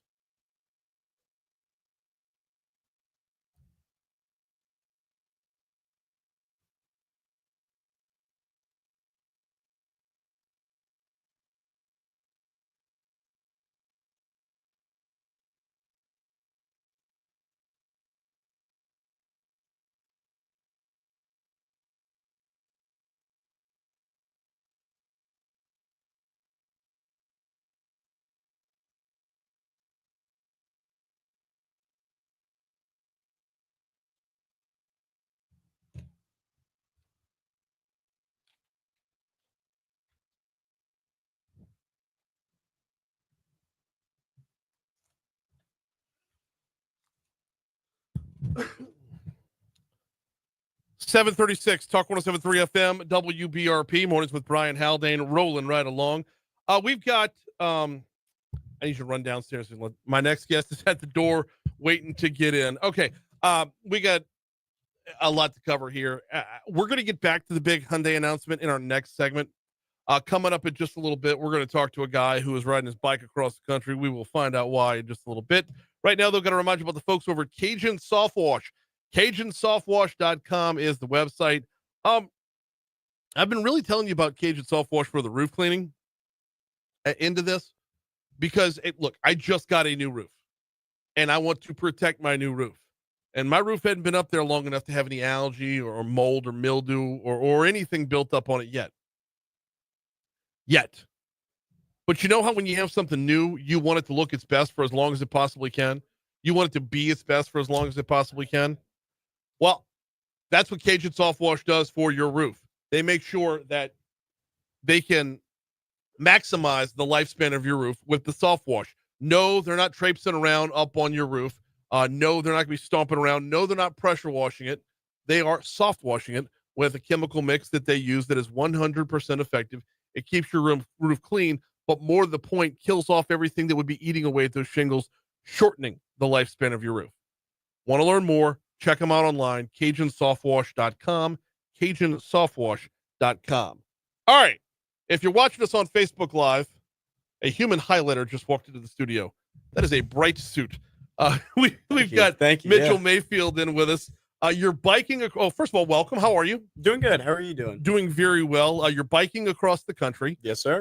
Dressed for it, obviously. Yes, sir. All right. Let's start with the why before we get to the what. Okay. What's your motivation here? Why are you biking across the country? So I'm biking across the country with the Ability Experience. It's a built-in philanthropy in my fraternity through Pi Kappa Phi. And so the whole point of the Ability Experience is to raise money and provide awareness for people with disabilities, right? So One of the ways that we do that is through the Journey of Hope. So we bike from the West Coast. There's 2 routes from San Francisco and Seattle, all the way to DC.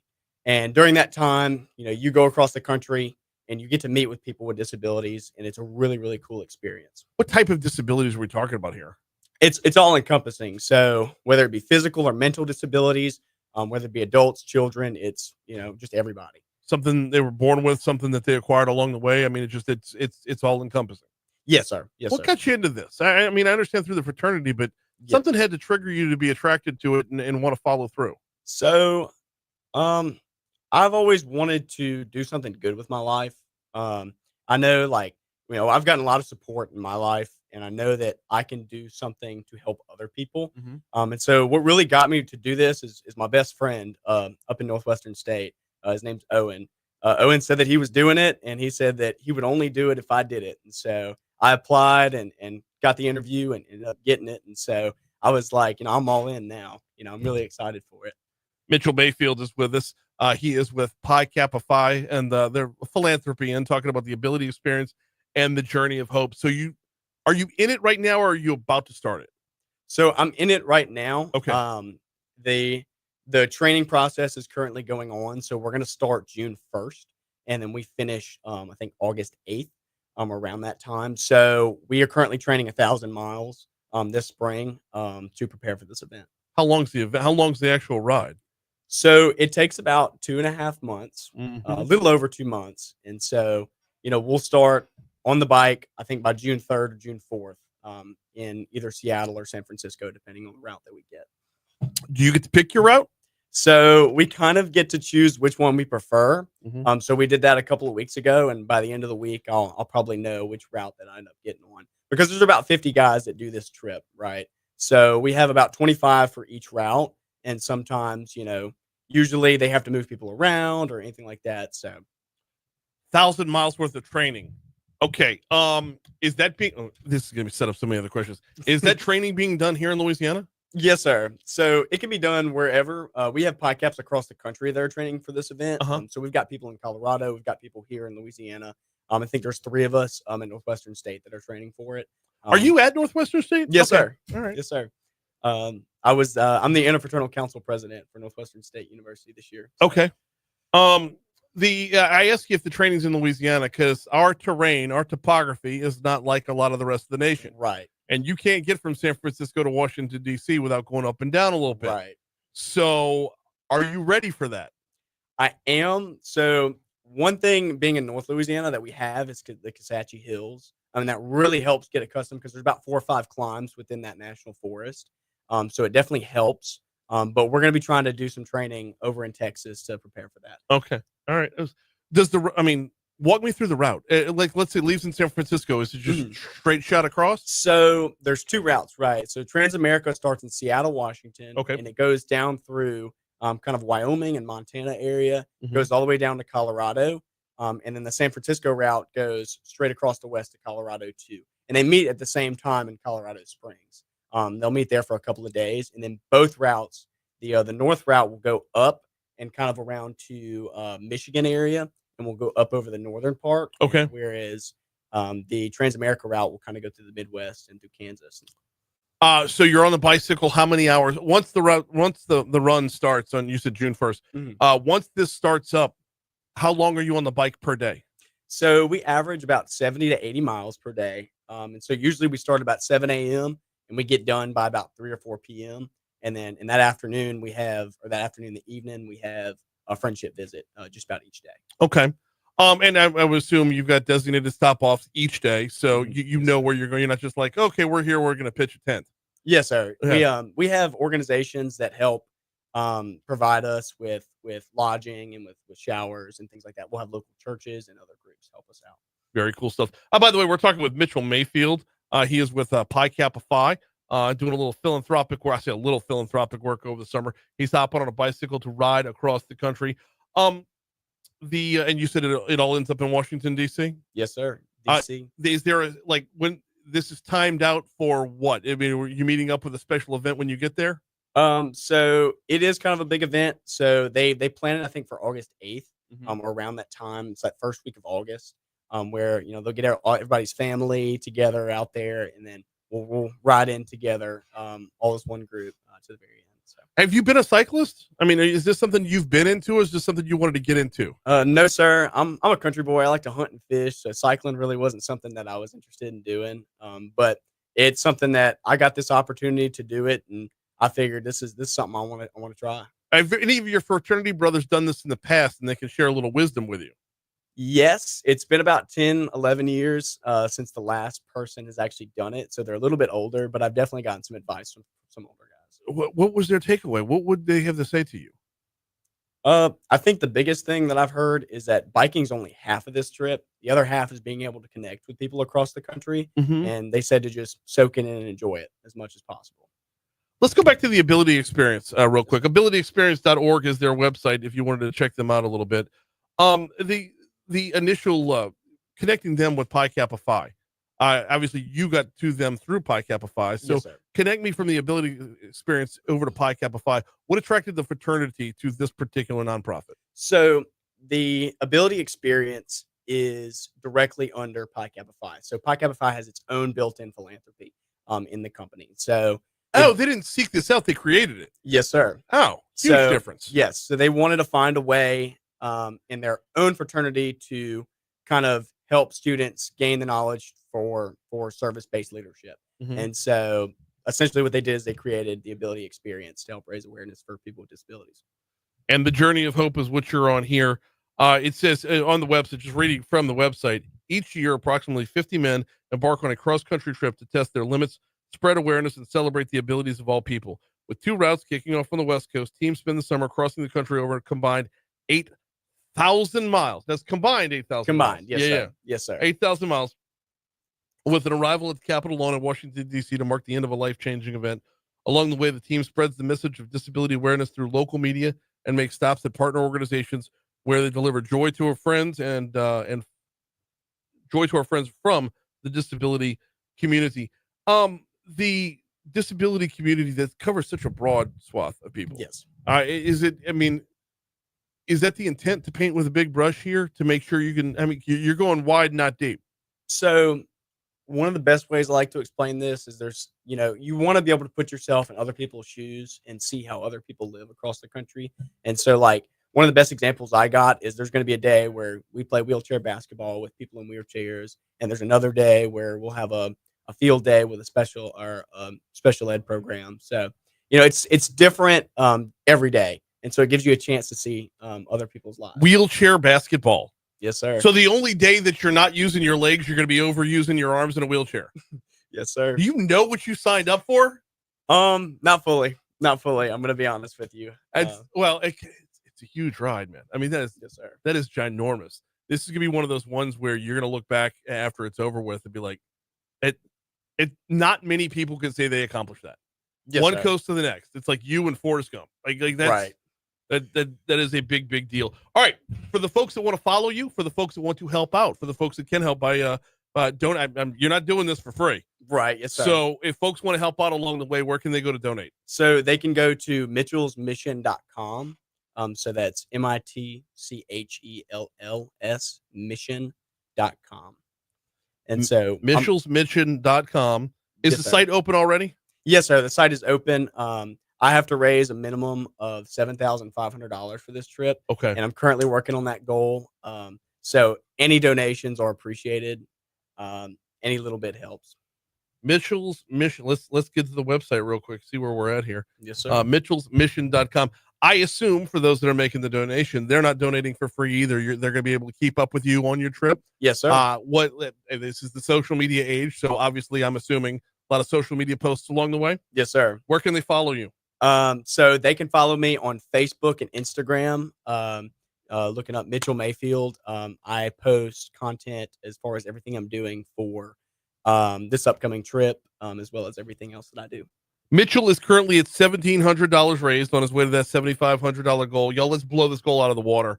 Here's what we're gonna do. We'll put the link to mitchellsmissions.com when we post this audio on demand here, and see if we can't get you a little help along the way. Count it down to June 1st. Yes, sir. It's a long It's a trip. big ride. That is Yes, a sir. big ride. I'm super excited. I'm glad to have you in here. Glad to see you taking something like this on. It is a big deal. Thank you so much for a couple minutes today. Yeah, thank you so much. He is Mitchell Mayfield going on the journey of hope, riding cross country to raise some money for the Ability Experience. We are at 749 at Talk 107.3 FM, WBRP. We got Your Money Now coming your way. After that, we're going to go back to the big economic development announcement coming out of Ascension Parish yesterday from Donald Trump, coming to you from the Roosevelt Room. Governor Jeff Landry was on hand. Susan Bourgeois was on hand. Whole lot of dignitaries. All the folks from Hyundai were on hand as well. We're going to talk about it next right here on Talk 107.3 FM. Here is Your Money Now. Appreciate it, man. Thank you so much. I'm sorry for Sorry, we're always on Facebook Live. Yes, Sorry sir. for what? I'm sorry for being a little bit late. No. It's okay. It's all good. Do you mind if I get a picture real quick? Absolutely. Come on. My phone camera is messed up. Does anybody else have a better phone camera? Jonathan, here. I mean, it works. Use mine. Thank you. I appreciate it. Absolutely.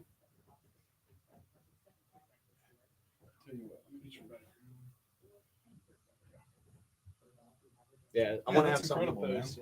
Thank you. I appreciate that. Yeah. So, right in front of the logo there. Oh yeah. Ready? Yep. 2, 3. There you go. All right. Capture Yeah, a couple. it's an awesome opportunity. I got the chance to. Yeah. I figured, I'm going to do it. I'm going to commit. I've already started training. I'm halfway through my training right now. So, yeah. There you go. Just sent it. Appreciate it. Yeah. Y'all mind if I post that on Instagram? All right. No, have that. Just tag y'all it. y'all have the. No, go ahead. Okay. Yeah. It's at Talk 107. Sorry, it was a live segment. It's on Facebook, Instagram. Okay, sweet. I'll tag you. Instagram, but for sure Facebook. Yeah. Thank y'all so much. I appreciate it. No problem. Thank you. That's amazing. Where's the Trump stuff? It says Trump. Yeah, so we're 2.5. Yeah, dude.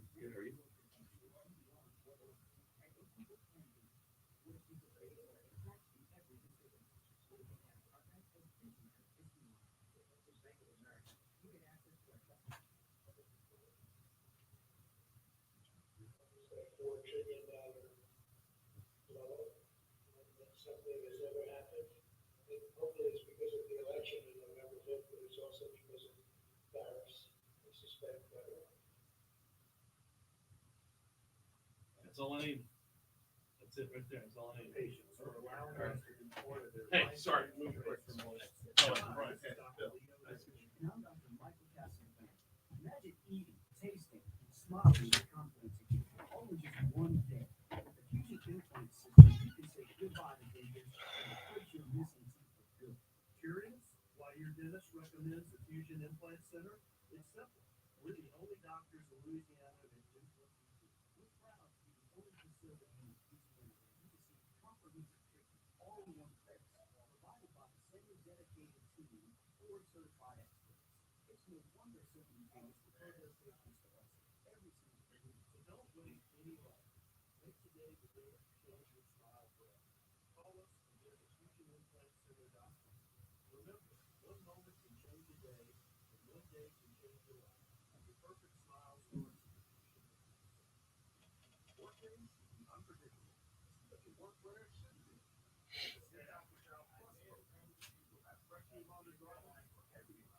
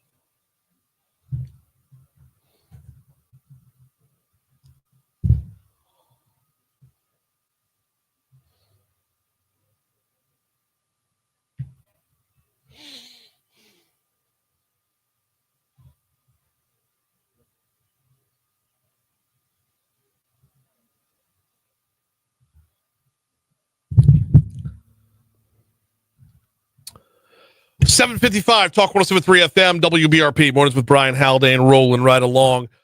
We've got, oh man, so much more ground still to cover. Been a busy show thus far. Will continue to be a busy show through our next hour. Folks in St. George going to want to dial it in at 8:15 to be sure.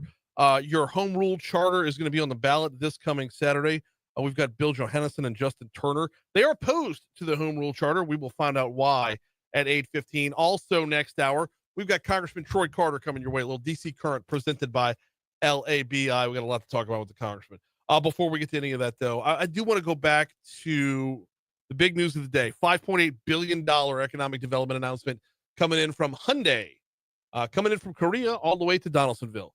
The folks from Hyundai have announced that they're building out this steel mill in Donaldsonville in the Riverplex Mega Park, which is 10 miles of riverfront. Was it 17,000 acres worth of developable land? The Riverplex Mega Park is a huge deal out, or it will be a huge deal out in Ascension Parish. I did want to talk about one of the things that the president said in the announcement yesterday, and I apologize. The feed is kind of secondhand on this one. Grabbing it from my cell phone while I was in at the press conference. Before Donald Trump even introduced anybody, before he even barely introduced the governor, much less the folks from Hyundai or the other dignitaries that were, or the other players in the game from Louisiana, he had this to say. Beautiful announcement to make. Let's turn it up. It's very exciting. Money is pouring in. And we want to keep it that way. And I think that's what's going to happen. We have tremendous interest in our country, more than ever before. There's never been anything like it. We're almost at a $4 trillion level, and that's something that's never happened. And I think hopefully it's because of the election on November 5th, but it's also because of tariffs, I suspect, Governor. All right. Before he even got to actually introducing Governor Landry, he mentioned tariffs. And I don't know that played a role here. We talked with Kate MacArthur earlier this hour. She said this has been in the works for about 18 months. I've talked to a couple different people while I was out there yesterday who basically said the same thing. This is a huge win for Louisiana. It's a huge win for America. But let's not miss the pitch that's being thrown. When you move the announcement over to the White House, you get the international appeal of it. You get to have Donald Trump saying that this is coming to town. What you lose is the players in the game who worked so hard to get it here. This got started 18 months ago. Donald Trump was not elected yet. This has been in the works for 18 months. Donald Trump wasn't elected until last November. If tariffs were a deal breaker that got us over the finish line, maybe that plays into it, but it sure wasn't the star of the game. Our economic development people are the star of this game. And that's kind of the trade-off right there, right? If you're Kate MacArthur, if you're Susan Bourgeois, if you're Governor Jeff Landry, you got to know that you're getting a lot more national pub because of where the announcement's being made. But what you're missing out on is the credit that you deserve. And I know none of those players in this game even want the credit, but I want the credit for them. I want them to get the credit they deserve. That's a lot of hard work goes into yesterday's announcement. And for the perception to be that Donald Trump swooped in, said tariffs, and everybody got in line, that's not how this played out. That is not anywhere near how this played out. So, big win for Louisiana, to be sure. Absolutely big win for Louisiana. Big win for America. Big win for Ascension Parish. Unquantifiably big win for Donaldsonville. But let's make sure the credit goes where the credit needs to go. And that's the folks in Ascension and the folks in Louisiana to get this done. Not taking a shot at the president there. He's got a whole nation to run. But when it comes down to it, it was the hard work that was put in much more than the announcement that was given. All right, we're coming up on 8 o'clock. This Day in History is right after news.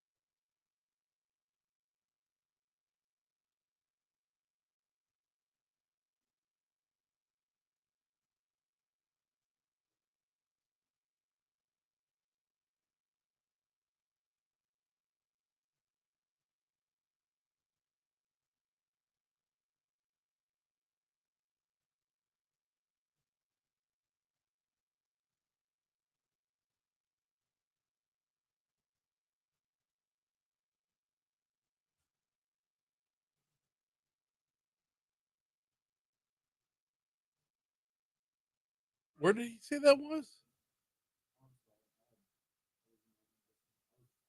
I was trying to follow it on my first due, but 110.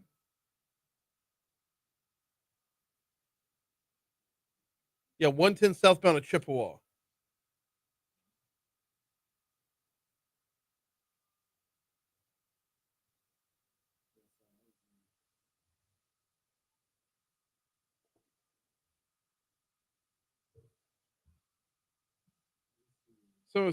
Somebody got hurt in an accident. They broke their nose. That's what we're reporting on now. A broken nose. That's where we're at. Yeah.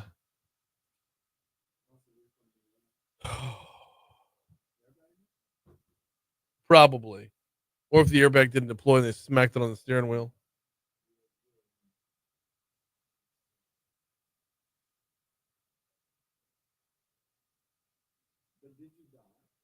Right.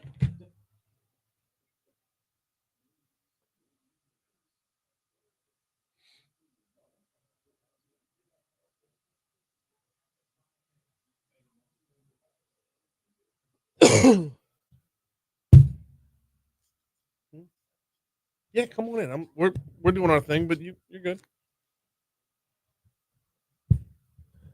806 Talk 107.3 FM WBRP mornings with Brian Haldane rolling right along. Hour 3 coming your way right now. Brian here with you. John LaBeouf producing. Got a busy hour for you this hour. We're going to be talking about the St. George Home Rule Charter in our next segment. We're also going to be talking with Congressman Troy Carter, a little DC Current presented by LABI. That's all coming up later on. Right now, you know how we start the third hour. Well, this day in history.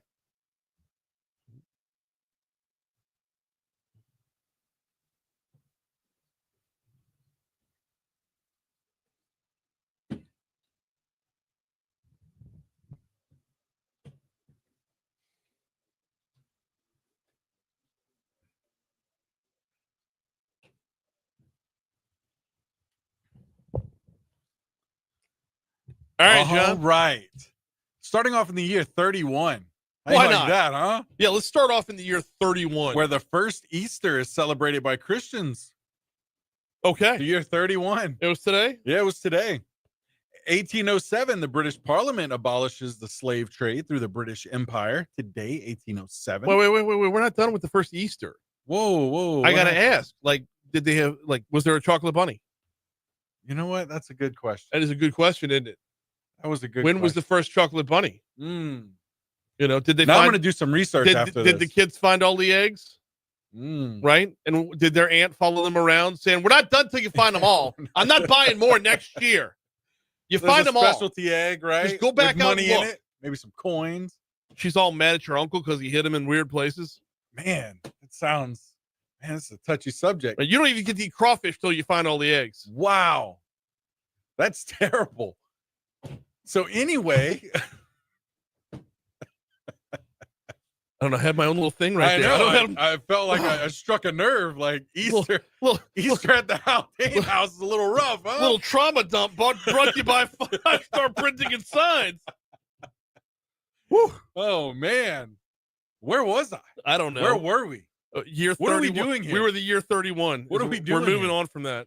Hey, 1919, Woodrow Wilson's dream of a League of Nations become a reality after the League Covenant is adopted at the Paris Peace Conference. I love that from the year 31 to the year 1919, nothing happened. No, remember I did mention 1807, the British Parliament abolishes. Oh, I couldn't hear the that. I slave was trade. stuck in my own hell. I saw that. I saw Haldane hell right there. It's just all right. Stuck on either TV set featuring a 12.5-inch screen and costing $1,000.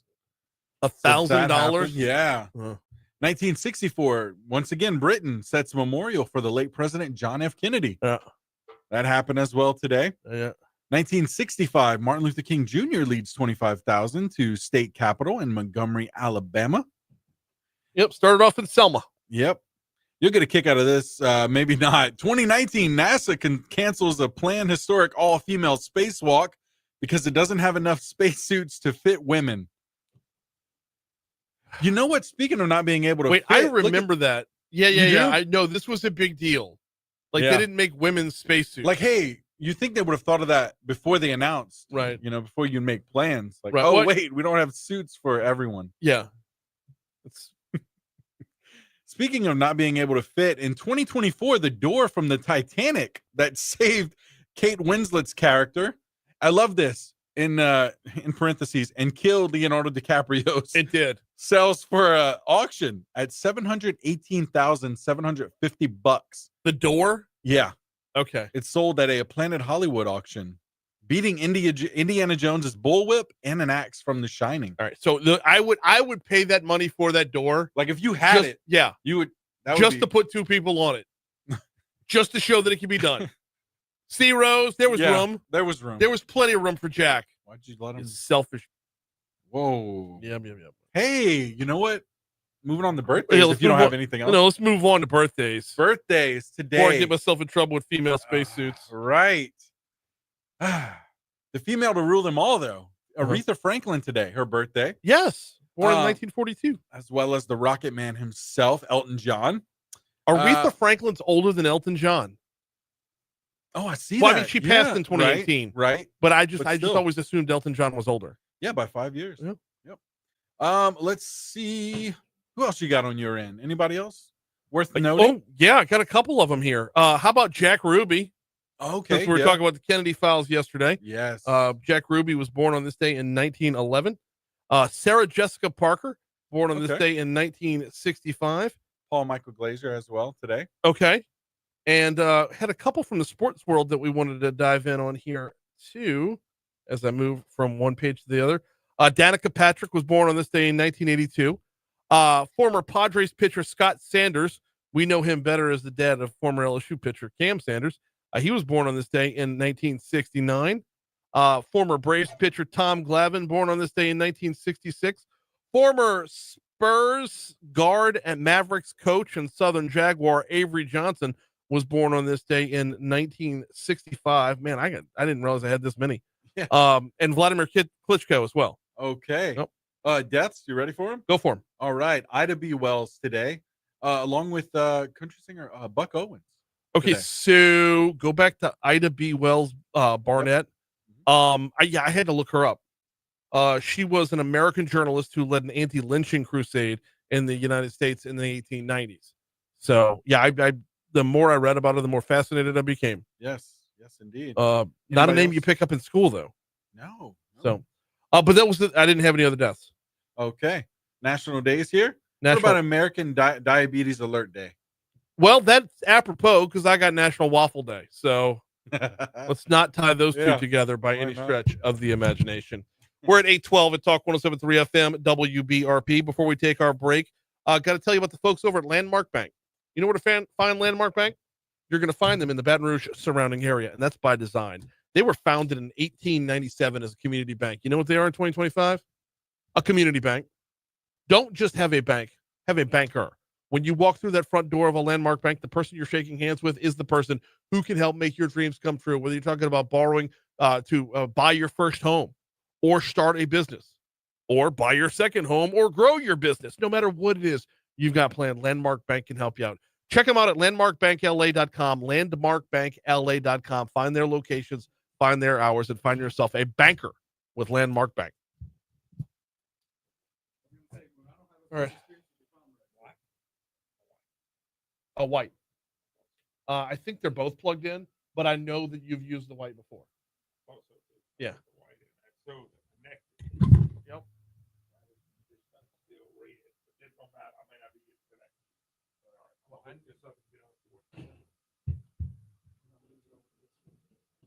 Come on in, guys.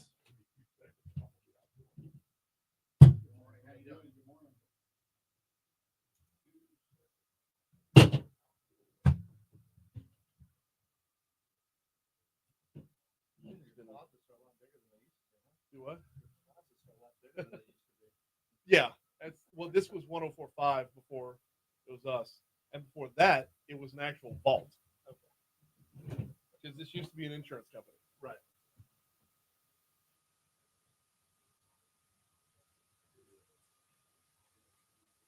FYI, you texted your cycle checklist to me. Thank you for that. Shit. Oh, holy hell. Well, feel free to share because it's for a good cause. There we go. Now I got him in the right spot. There we go.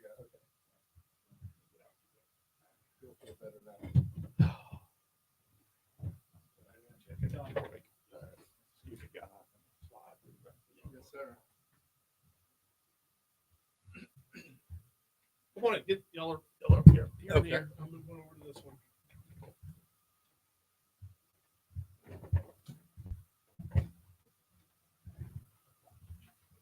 I skipped the next so I can stay on time because I missed the exit 52. Okay.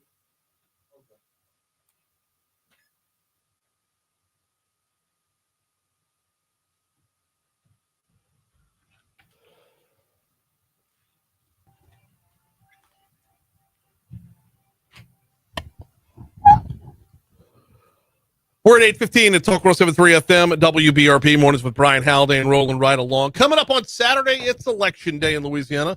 4 constitutional amendments on the ballot for everybody. In St. George, you got so much more to go out and vote on. You got council seats, you got the mayor's seat, and you've got the home rule charter. We've had interim mayor Dustin Yates on talking about the home rule charter, and we've got in studio now Bill Johannessen and Justin Turner, who are opposed to it. Gentlemen, welcome aboard. How are you? Good morning. How are you? Glad to have you on. I'm doing well on this end. All right. I want to start with the basics. With the home rule. Sorry. That's going to be a thing. All right. Sorry about that. Y'all had a lot of background noise there. Couldn't hear it on the air, but it was definitely in my head. All right. With the home rule charter, let's start off with the basics here.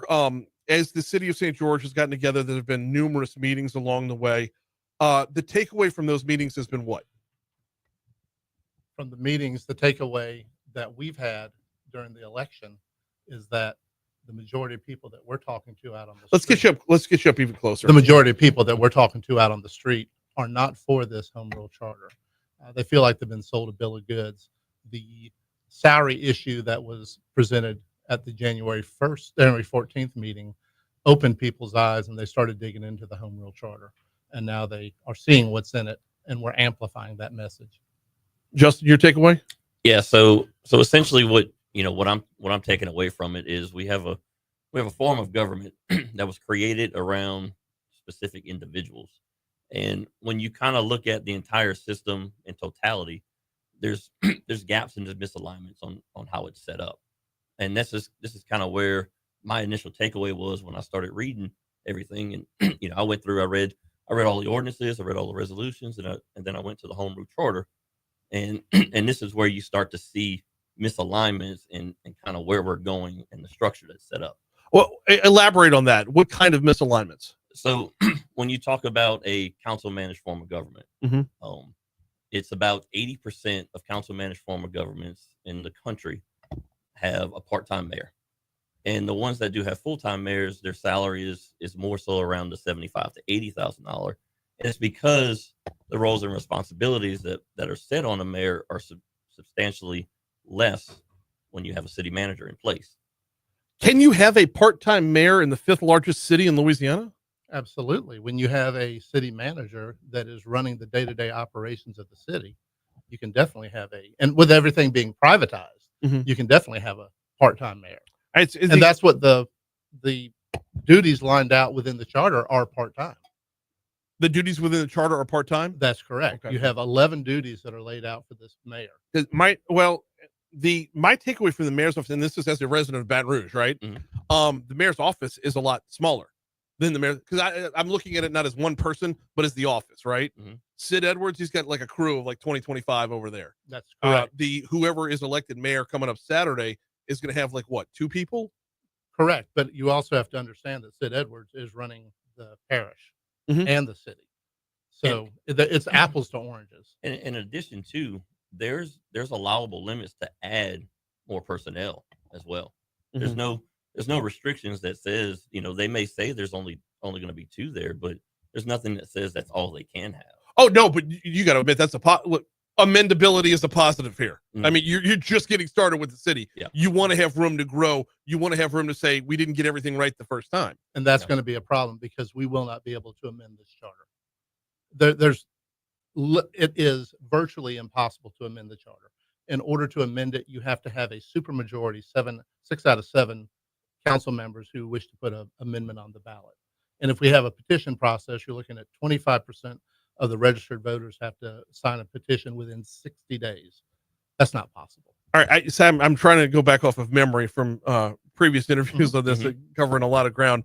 The amendability of it was one of the selling points as I remember. I think we've been sold a bill of goods on that. Okay. We've got Bill Johannessen in with us and Justin Turner. They are opposed to the home rule charter. Mayor's office aside, is there anything else you dislike about it? There's several nuances throughout it, and it's very representative of a document that was pushed through in a very short period of time. So when you go through certain sections in it, and for me, my background is in auditing. I audit facilities all over the world. So when I look at this document, I look at everything incorporated with it. I want to see what's the supporting document for it. And when you look at specifically when it talks about benefits and expenses, one of the things that we've been told on the salaries is this is where it's at. We don't get anything extra on top of this. However, in the charter, it allows you to reimburse expenses based upon a procedure that's adopted by the council. To this date, I have no idea where that procedure is. I don't know if that procedure exists. So we as people don't necessarily fully understand what that compensation aspect is within it. That would play in for the council members. Correct. Well, as council and for the mayor as well. Okay. How did all this come? Let's talk about the building of the charter itself, because this was a pretty. You could say it was rushed, but based off of the timeline of when the city became a city till getting up to election day, there's a time frame that they have to meet here in order to get it on a ballot. You don't have to meet a time frame. Well, without it, you're stuck with the Larson Act. So. We're not stuck. We can operate under the Larson Act. Central is operating under the Larson Act, and they have $70 million in reserve. The charter took 3 months to craft. They have up to 18 months to do it. And it was crafted by an appointed council, and a council, not a council that was elected. And that's a sticking point for me, is that I think a charter should be put together by the first elected council who represent the people, not those who were put in place by the governor. Are you on the same page with that? Yeah. Because I find that interesting, because this whole process, and we're walking through it, and it's easy to make a comparison to Central, but also remember, size-wise, we're talking about talking about apples to oranges. That is the same here. But throughout the process, I've been amazed with the folks in St. George who are adapting on the fly to get things set up for that, so that first elected council can get off and running and not get elected and then start from scratch, so that they're voting on a charter so that they're crafting a home rule charter that applies to them. Right, but they didn't have to get this charter on the ballot now. They could have taken the whole 18 months and put it on the next election that's available. But they wanted to get it on this election, and I think the short process allowed for flaws within the document. And even when you talk about 3 months, there were 7 meetings over 7 weeks. They met once a week for 7 weeks. Mm-hmm. The 3 month process is far reach. And one of the things with it is a lot of the things that we're being told about it is based on fear. So I've heard we don't want to be like Baton Rouge. We want to be different. We want to do something different. And anybody that has a representation of the history of the United States in general is when the U.S. was first created after Great Britain, we had such a fear of being like Britain that we did everything different. I mean, the reason why we use inches and feet instead of millimeters and meters is because we want it to be different. And then what transpired out of that was the Articles of Confederation, which was, historically flawed documents that almost contributed to the downfall of the United States. And kind of what we have is we went into this with the idea that we're going to be different. We're going to do something revolutionary. And we gave ourselves such a small time frame to actually craft this. And at that last meeting, it was an all or nothing vote. It was either we vote for this right now, or it's dead in the water. We got to start all over again. So in what kind of pressure is that really put on the people that are actually making that decision? They may have had several areas in this document that they would have liked to address a little bit further, but due to the limited time they had, they couldn't. The 6 meetings prior, because usually there were 7 meetings over 7 weeks. Correct. What was y'all's output for what was y'all's outlet, for input along the way at those meetings? Well, I don't know if the meetings were, I did not see, I can speak personally for myself. I did not see the notices for the meeting. A lot of times the meetings were held when it's not possible with Baton Rouge traffic to get from where you're working in order to get to the meeting. So I was not able to attend the meetings. The videos of the meetings don't exist. They're nowhere online to be seen. All you can read are the minutes from the meetings. So it's tough to find out what happened within the meeting. Same for you? Yeah. So for me, I was starting my company up in that time frame. So basically most of last year I was traveling out of the country until the beginning of this year, to where I've got all of my contracts actually established in place to where I have personnel that do that. So my involvement was limited based upon my time availability at that time, to where, now everything is established in my company to where I have the availability to actually partake in government. So the home rule charter that's on the ballot on March 29th, which is this Saturday, this is kind of it's a yes or no. Y'all don't have the opportunity to say, don't vote for this, vote for this instead. What is the plan B here? So there is the opportunity to say, don't vote for this. If we don't vote for this, if it fails, we operate under the law. I'm sorry, I didn't ask that clearly. Okay. There's not a this instead. It's No, not a there's choice not. A or a choice B. No, and there it's a should have choice been. A or a choice back to the drawing board. There should have been. There was a thought put forth that if we were going to operate under the Lorison Act, these should be the salaries that we will operate under. If we're going to operate under the home rule charter. Well, the salaries aren't in the charter, though. No, they're not. But that could have been decided when the salaries were put forth. They knew they were going to put the charter on the ballot, and they also know there's a possibility that it might not pass. So they could have put forth an A or B option on the salaries. That probably would have mollified a lot of people, and we wouldn't be having these conversations because people wouldn't be so outraged about the salaries that their eyes were open. So you get the salary of the mayor is in question, and the expensing is in question. Are there, with the salary of the mayor, which is not in it, is one of the pushbacks here. How do you balance that out, though? You're contesting a salary that's not in the charter. The salaries are set. The salaries are what they are. The only salary that, if this passes, that we're going to be negotiating is the city manager salary. Right. Which the city manager is redundancy in the type of government that we have. We have a private managing contractor with our private partner. That person essentially does the day-to-day duties of a city manager.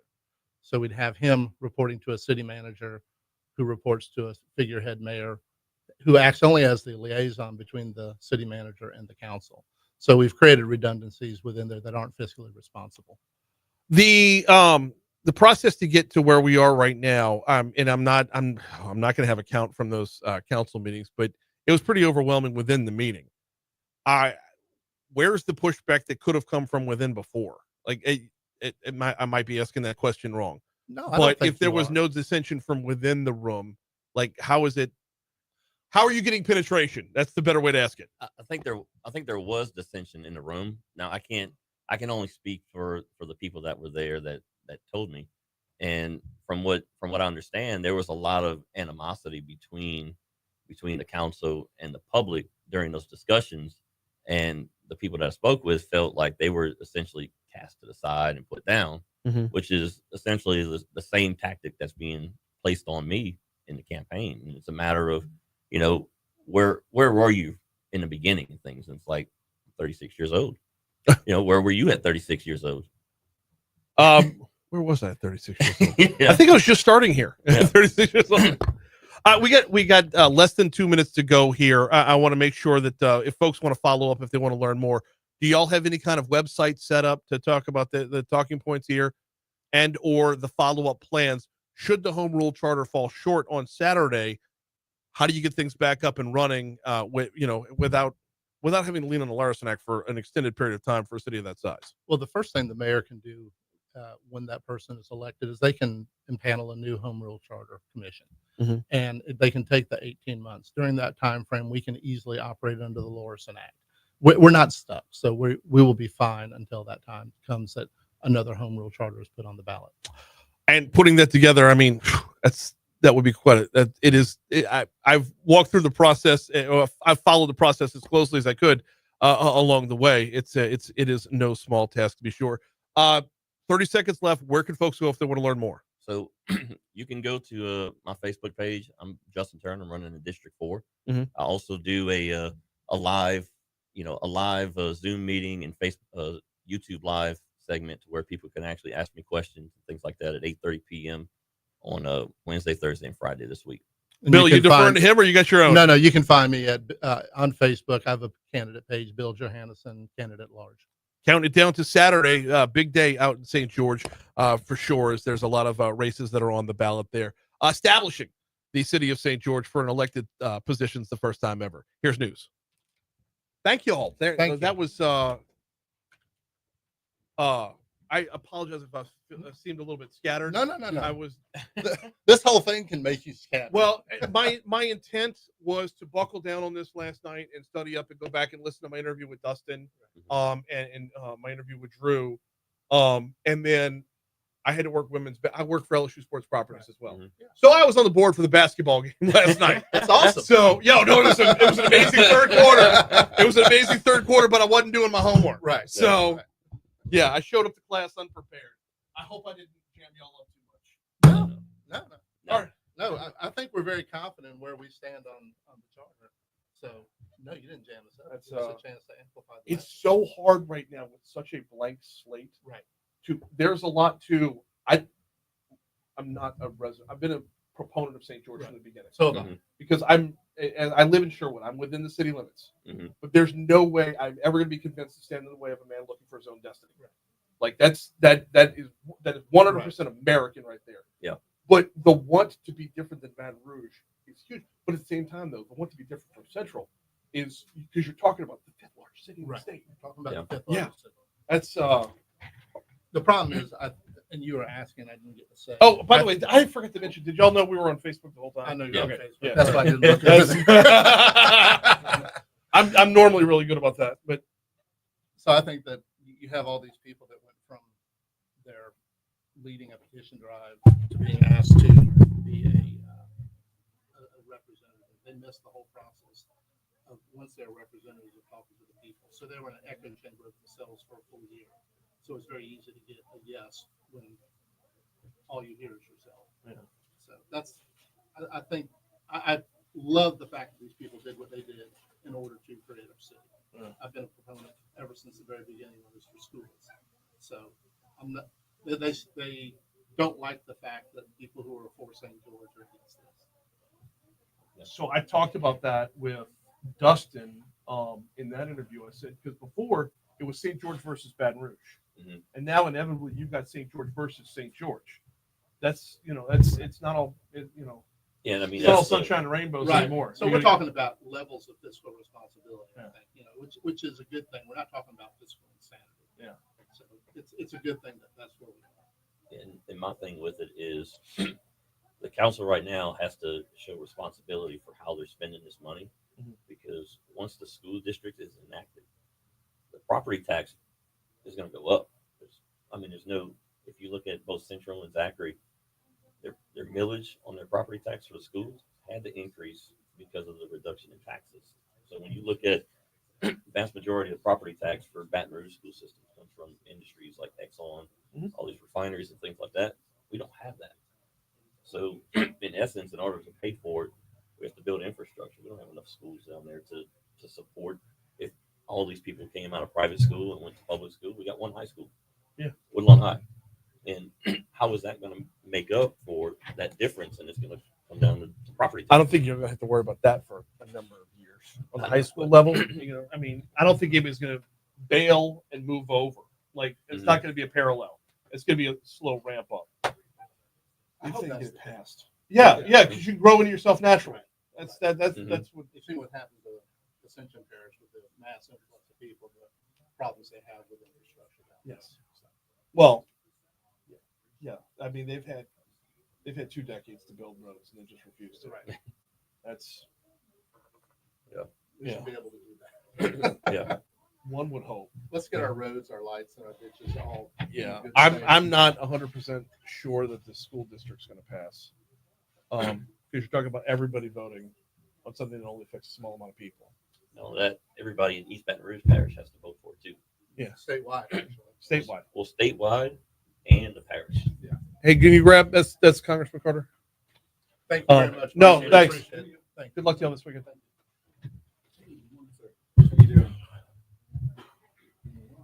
Yes, sir.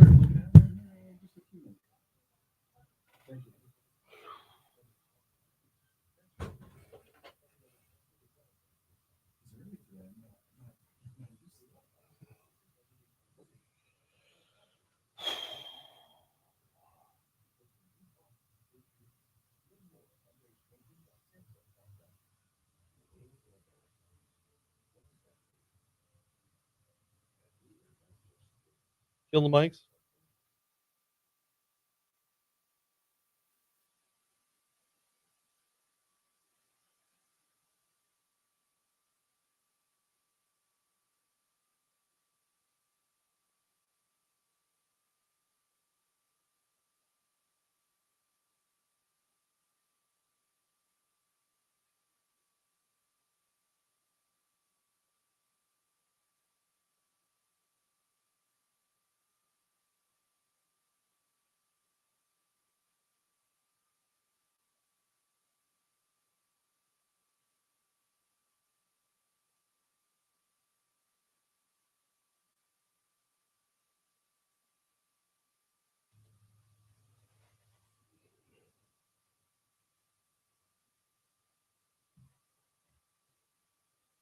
Do you? Oh, can you undo the delete on the back end of that soundbite that I had? And you should have all the introductions on the back end if it goes for a full 2 minutes.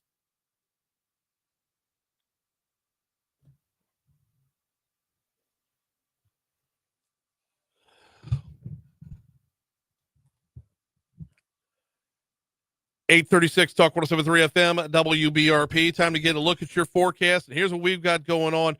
Partly cloudy skies today.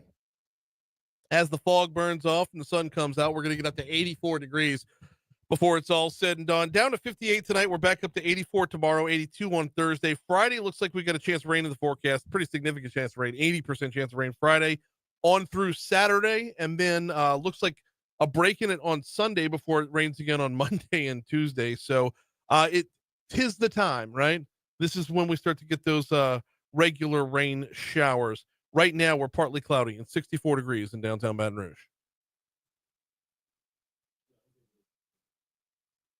All the way through.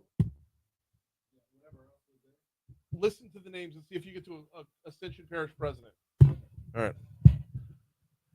8:37. Talk 107.3 FM, WBRP. Mornings with Brian Haldane rolling right along. It is time for DC Current.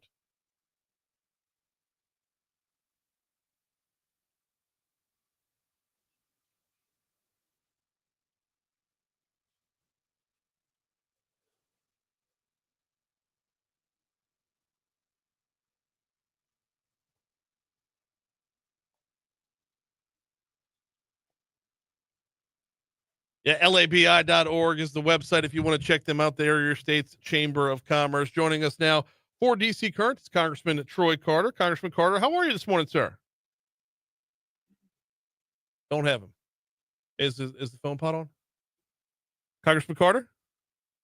Let's drop him back on hold, see if he's there, if you don't mind. While I have a second, let me remind you about the folks over at Vex European. Check them out online at vexeuropean.com. VEX, that's V as in Vinny. VexEuropean.com is the website. If you drive a European vehicle, I need your attention for just a quick second. Vinny and his team, they specialize in European vehicles. And they've been at this for over 10 years now, celebrating their 10th anniversary right now. Got their start in exotics with like the Ferraris, the Lamborghinis, the Porsches, and the like. And now if you drive a BMW or a Mercedes, then just hang up so we can call back in. It's time to plan. If you drive a Mercedes, a Land Rover, if you drive an Aston Martin, they've got you covered. VexEuropean.com. Hit up the website. When you see the vehicles tab, see if your vehicle's there. Then look over by the specials tab, see if you can't save $100 on your first visit, and then go through the appointments tab and make your appointment now. They're located on the backside of Industrialplex on Benefit Drive It's Vex European. All right, now we're joined by Congressman Carter for DC Current, presented by LABI. Sorry about that, Congressman. We lost you there for a second. How are you this morning? I am doing fantastic, brother. Hope you're doing well too. Doing very well as well. We got some business to tend to. I'm torn on which topic to start with. You know what? We got to start with the biggest headline of the day, and that is Hyundai coming to Louisiana. The announcement was made yesterday. Governor Landry was in, I believe it was the Roosevelt Room for the president to make the announcement. This is, if I'm not mistaken, this is your district. Absolutely. Absolutely. This is a major development, a $5.8 billion investment in next generation state-of-the-art development that is going to be huge for the state of Louisiana. We're talking about some 1,300 direct high-paying jobs, a $4.1 billion annual generation of revenues. This is huge for Louisiana. This is a major advancement, working with Hyundai and Kia Motors, U.S. production facilities, which will supply automakers all over the country, which is a real big deal that Louisiana is going to see this in Ascension Parish right now in our own backyard. This 5-year electric vehicle model from Hyundai Motor Group were included in the 25 EV model qualifying for the U.S. tax credits in 2025 under the U.S.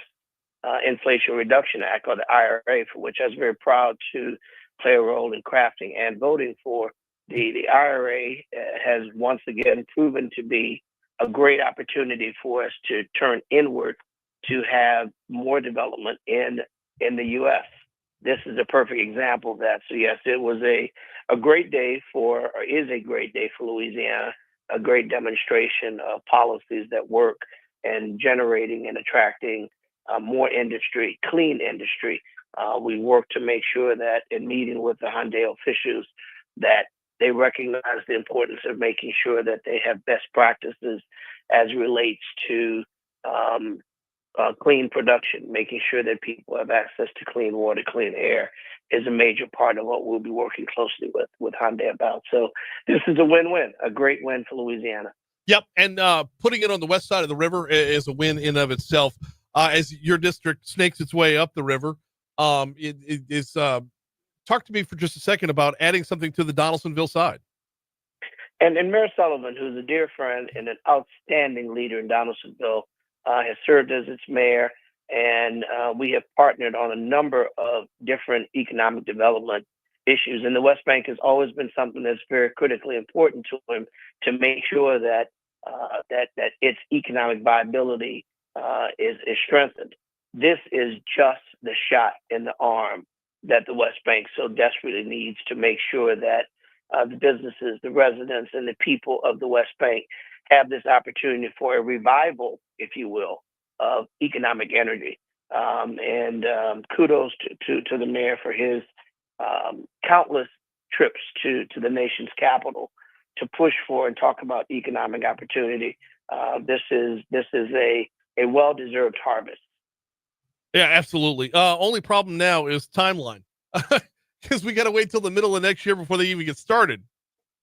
Yeah, but I mean, the alternative is could be the middle of next year to still be talking about it. Also true. These kind of developments take time, and this was not something that just happened overnight. This has been in the works for a long time, and so to see the fruit of its labor coming to fruition is a big deal. Oftentimes, people see developments and opportunities like this, and they think this just happened overnight. Well, very few things happen overnight.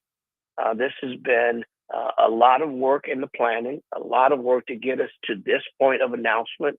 And although getting shovels in the ground and getting a ribbon cutting can't come soon enough, it's better than the alternative. We're talking with Congressman Troy Carter. This is DC Current, presented by the Louisiana Association of Business and Industry. Congressman Carter, am I getting greedy that when I hear the announcement coming from Hyundai that the steel's going to be made here to be shipped out to Savannah, Georgia, where they're going to make the cars? My first thought is, no. We can make the cars here too. Well, that's all part of the plan, brother. And it's not being greedy. It's called, fighting for our territories. And so as we continue to build components, the next natural step is, wait, why are we sending it away? Let's do it all here. We've got ships that are being built here. We have components for rocket ships that are being built here. We have steel that's being produced. We know we have the technology. We know we have the intellectual capacity in our people. The next step is to convince people to invest. And I believe that is the wave of the future. And Louisiana is very much open for business. And the rest of the world is starting to see the value of the close proximity to the river, the proximity to our ports. All of these things strengthen and make us a very coveted place to do business. We've got to make sure that we capture it in a way that it benefits both environmentally, economically, educationally, and that all of those aspects are clicking at the same time. I am very, very encouraged. Let's talk for just a second about salaries on this one. I believe the average annual salary is going to be $95K a year. We're talking about, when you go up and down the west side of the river, not the richest of places around right now. This is going to be a financial injection for sure that is going to change family trees. This is life-changing in many ways.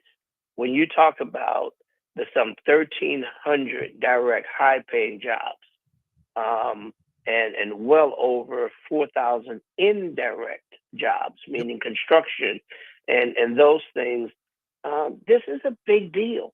This is that generational wealth building, the path to the middle class for many people, to have an opportunity to have a job nearly six figures in an area that the mean income is low. This is a great opportunity to uplift individuals, to uplift families, to create a strong tax base where people were able to own their own homes, buy bigger homes, send their kids to school, invest in businesses, become and add more to the overall health of the economic values of Louisiana. It's piece by piece that we continue to build a stronger Louisiana. And every time we have industry that comes in that's committed to producing in a clean and safe way, that's creating jobs and opportunities, not only are we strengthening our economy, we're strengthening our families, we're strengthening our bases, we're strengthening our educational systems, we're strengthening our healthcare, because all of this contributes to the bottom line of one's finances, and all of it comes right back. The return on investment is incredible. I can't say enough about the Inflation Reduction Act, which created these tax credits that make Louisiana attractive. We have to keep the momentum going forward, because the residual of what it means is immeasurable as it relates to improving the quality of life for the citizens of Louisiana. We got Congressman Troy Carter with us for another 2.5 minutes, as this is DC Current presented by LABI. Okay, we got to pivot and talk. We're talking about going up and down the river. That would be the more rural parts of your district, is that little jog, if you will. Talk to me about improving telecommunications up and down that area. Well, I'm very proud to have last week introduced the bipartisan RAND Outreach Act, and it's bipartisan. My dear friend Richard Hudson, a Republican from North Carolina, shares in co-authoring this piece of legislation with me. The bill provides for greater support for small telecommunication companies in rural and disadvantaged communities. And it allows the companies to remove potentially insecure Chinese network hardware. Why is it important? Because in this ever-present world that we live in, with intelligence leaks, with threats from foreign actors, with influence in breaches that are so important to the Americans' data and information systems, this bill directs the National Telecommunication Information Administration, NTIA, to provide outreach and technology assistance to small communication network providers about the benefit of operating an open radio access network, or otherwise known as RAN, technologies. Will inform providers about the wireless supply chain and the grant provided funding under the CHIPS Act for $1.5 billion to help the network switch Open RAN and replace the older Chinese equipment. Said simply, when we go to an Open RAN, the radio access networks, we're building on Louisiana and American technology. American technology and not Chinese technology. You've heard me say this before. We have to, in order to strengthen our American base, we have to limit and decrease our dependency on rather it's foreign oil, rather it's foreign technology, rather it's foreign chips, rather it's foreign anything. America is a superpower, and we have to exercise our strength by hiring the American worker to do American technology. This bill will give us the ability to once again lean inward, depend on the ingenuity of the American strength and intellect, and build within and not have a dependency on foreign actors who have demonstrated that they don't love America like we love America, that we can't trust the integrity of their products, that they aren't spying on us or using their technology for nefarious acts against America. The best way to combat against that, build America. Well, but I want to be very clear here. I don't want everyone to think that their iPhone's about to be obsolete. And Open RAN allows for interfacing with more different types of technology. It doesn't make the current iPhone or Galaxy or whatever. Like, you're not making everybody's cell phone go bad. Not at all. We're enhancing it. What we're basically doing is, as the old folk would say, we're having belts and suspenders. We're making sure that we're securing our networks and we're securing it with technology that we control, that we own, that we use best practices to create, and we're not dependent on foreign components that we quite simply don't control and don't know what capability it has that may very well be working against the American people. Allowing us to write the next chapter. It allows us to write the next chapter. That's the next chapter, the chapter after that, the chapter after that, and we're demonstrating that we can do what any other foreign company can do. We have the intellect. We just need the investment. This is an example of the investment. I think we just created a theme with this segment here. It's two topics that kind of dovetailed together at the back end. He's Congressman Troy Carter. We do DC Current at this time every week. We always appreciate the time. Talk to you next week, sir. Have a great week, my friend. You do the same. We are super late. Quick break. Come back. We'll close it out next. Bro, the way he was describing that, he trumped again. He trumped again. He did. China bad. Yeah, he went China bad on that one. That's twice now. China. When Congressman Troy Carter is going Trump, it's in the water, man.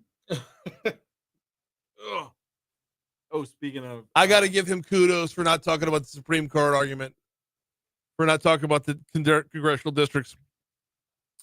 Either kudos for not talking about it or kudos for sniffing out where I was going with it. Because if I'm being 100% honest with myself, I was setting him up by talking about going up and down the river to talk about how when you look at the congressional districts, his district has something in common other than race. His has the river.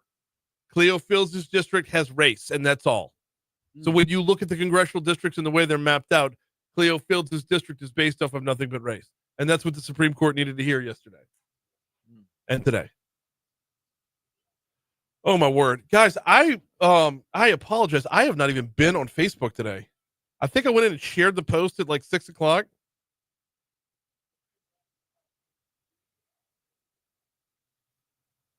Oh, snap.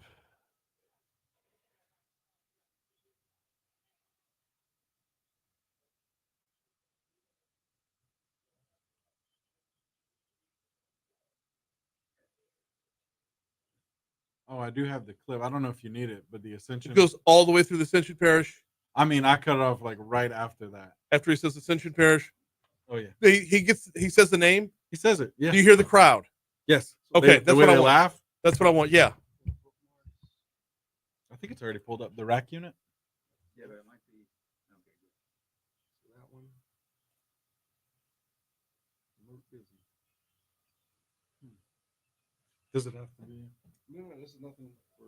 Oh, okay. It's told me busy, so that's something on their end.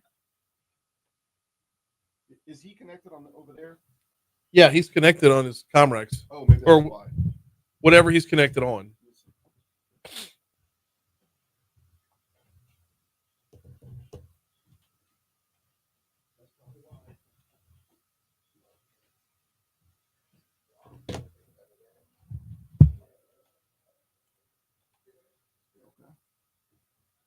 Connected.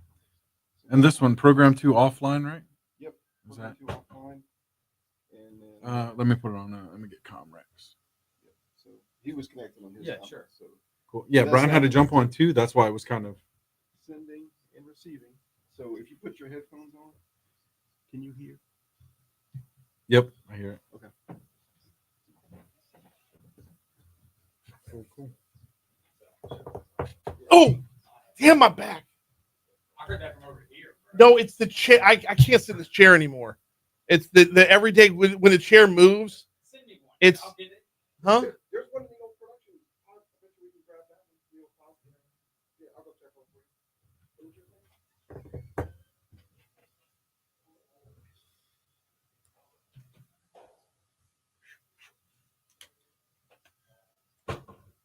Yeah, I was listening to all the names he pronounces, and then it got to him. And it's like, Where do you have it starting? Do you have it starting with the where do you want it with started? the Hyundai people? I could start there. All right. You want me to start there? Yes. And how loud do you have the volume? You have it cranked up in Adobe and then on the board? Okay.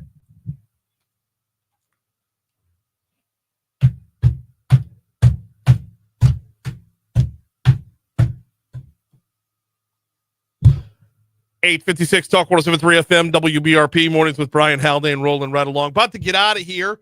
Hand off to Moon Griffon, who's in studio today, by the way. We got Moon in town for us. That's awesome. I've been debating all morning whether or not I want to do this because yesterday was such a good day.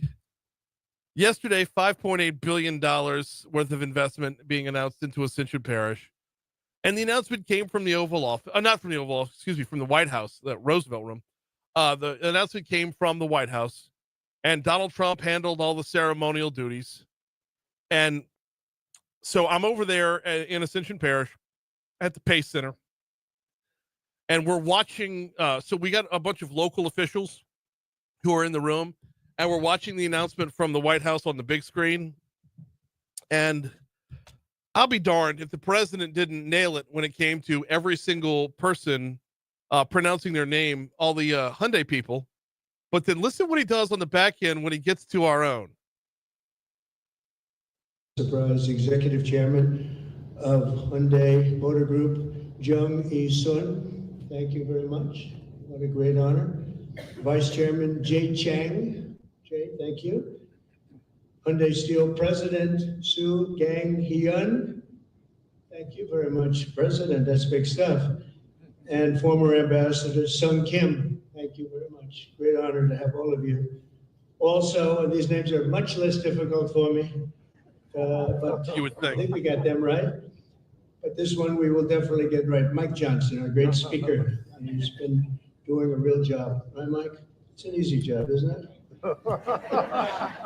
House Majority Leader Steve Scalise. Steve? Doing all right, Steve. I tell you, he went through a lot. He's stronger than ever. Louisiana Speaker Philip Duvalier. Close. Thank you very much. Senate President Cameron Henry. State Representative Ken Brass. Wait for it. State Senator Eddie Lambert. And Ascension Parish President Clint Pointment. By the way, that was the crowd back home. That was the crowd at Ascension Parish. Clint Pointment. 5 Koreans, he named them all. Ascension Parish president, butchered. Oh. Now, to be fair, the first time I tried to pronounce Quinmall, I butchered it too. If I'm being completely honest, I butchered it too. So I can't hold the president accountable for that. I'm just saying the two sides right there. You nailed it with everybody, except your own. And Duvalier. When did our speaker become a character from an Anne Rice novel? Philip Duvalier. Duvalier. So much more antebellum. We're out of here, y'all. Hopefully we talk to Clint Quintiment in short order. We're not done with that story, by the way. This involves so many more players. We're going to talk to River Parishes Community College. We're going to have Quim on as well. That's all in due time. Right now, Moon Griffon's coming up next.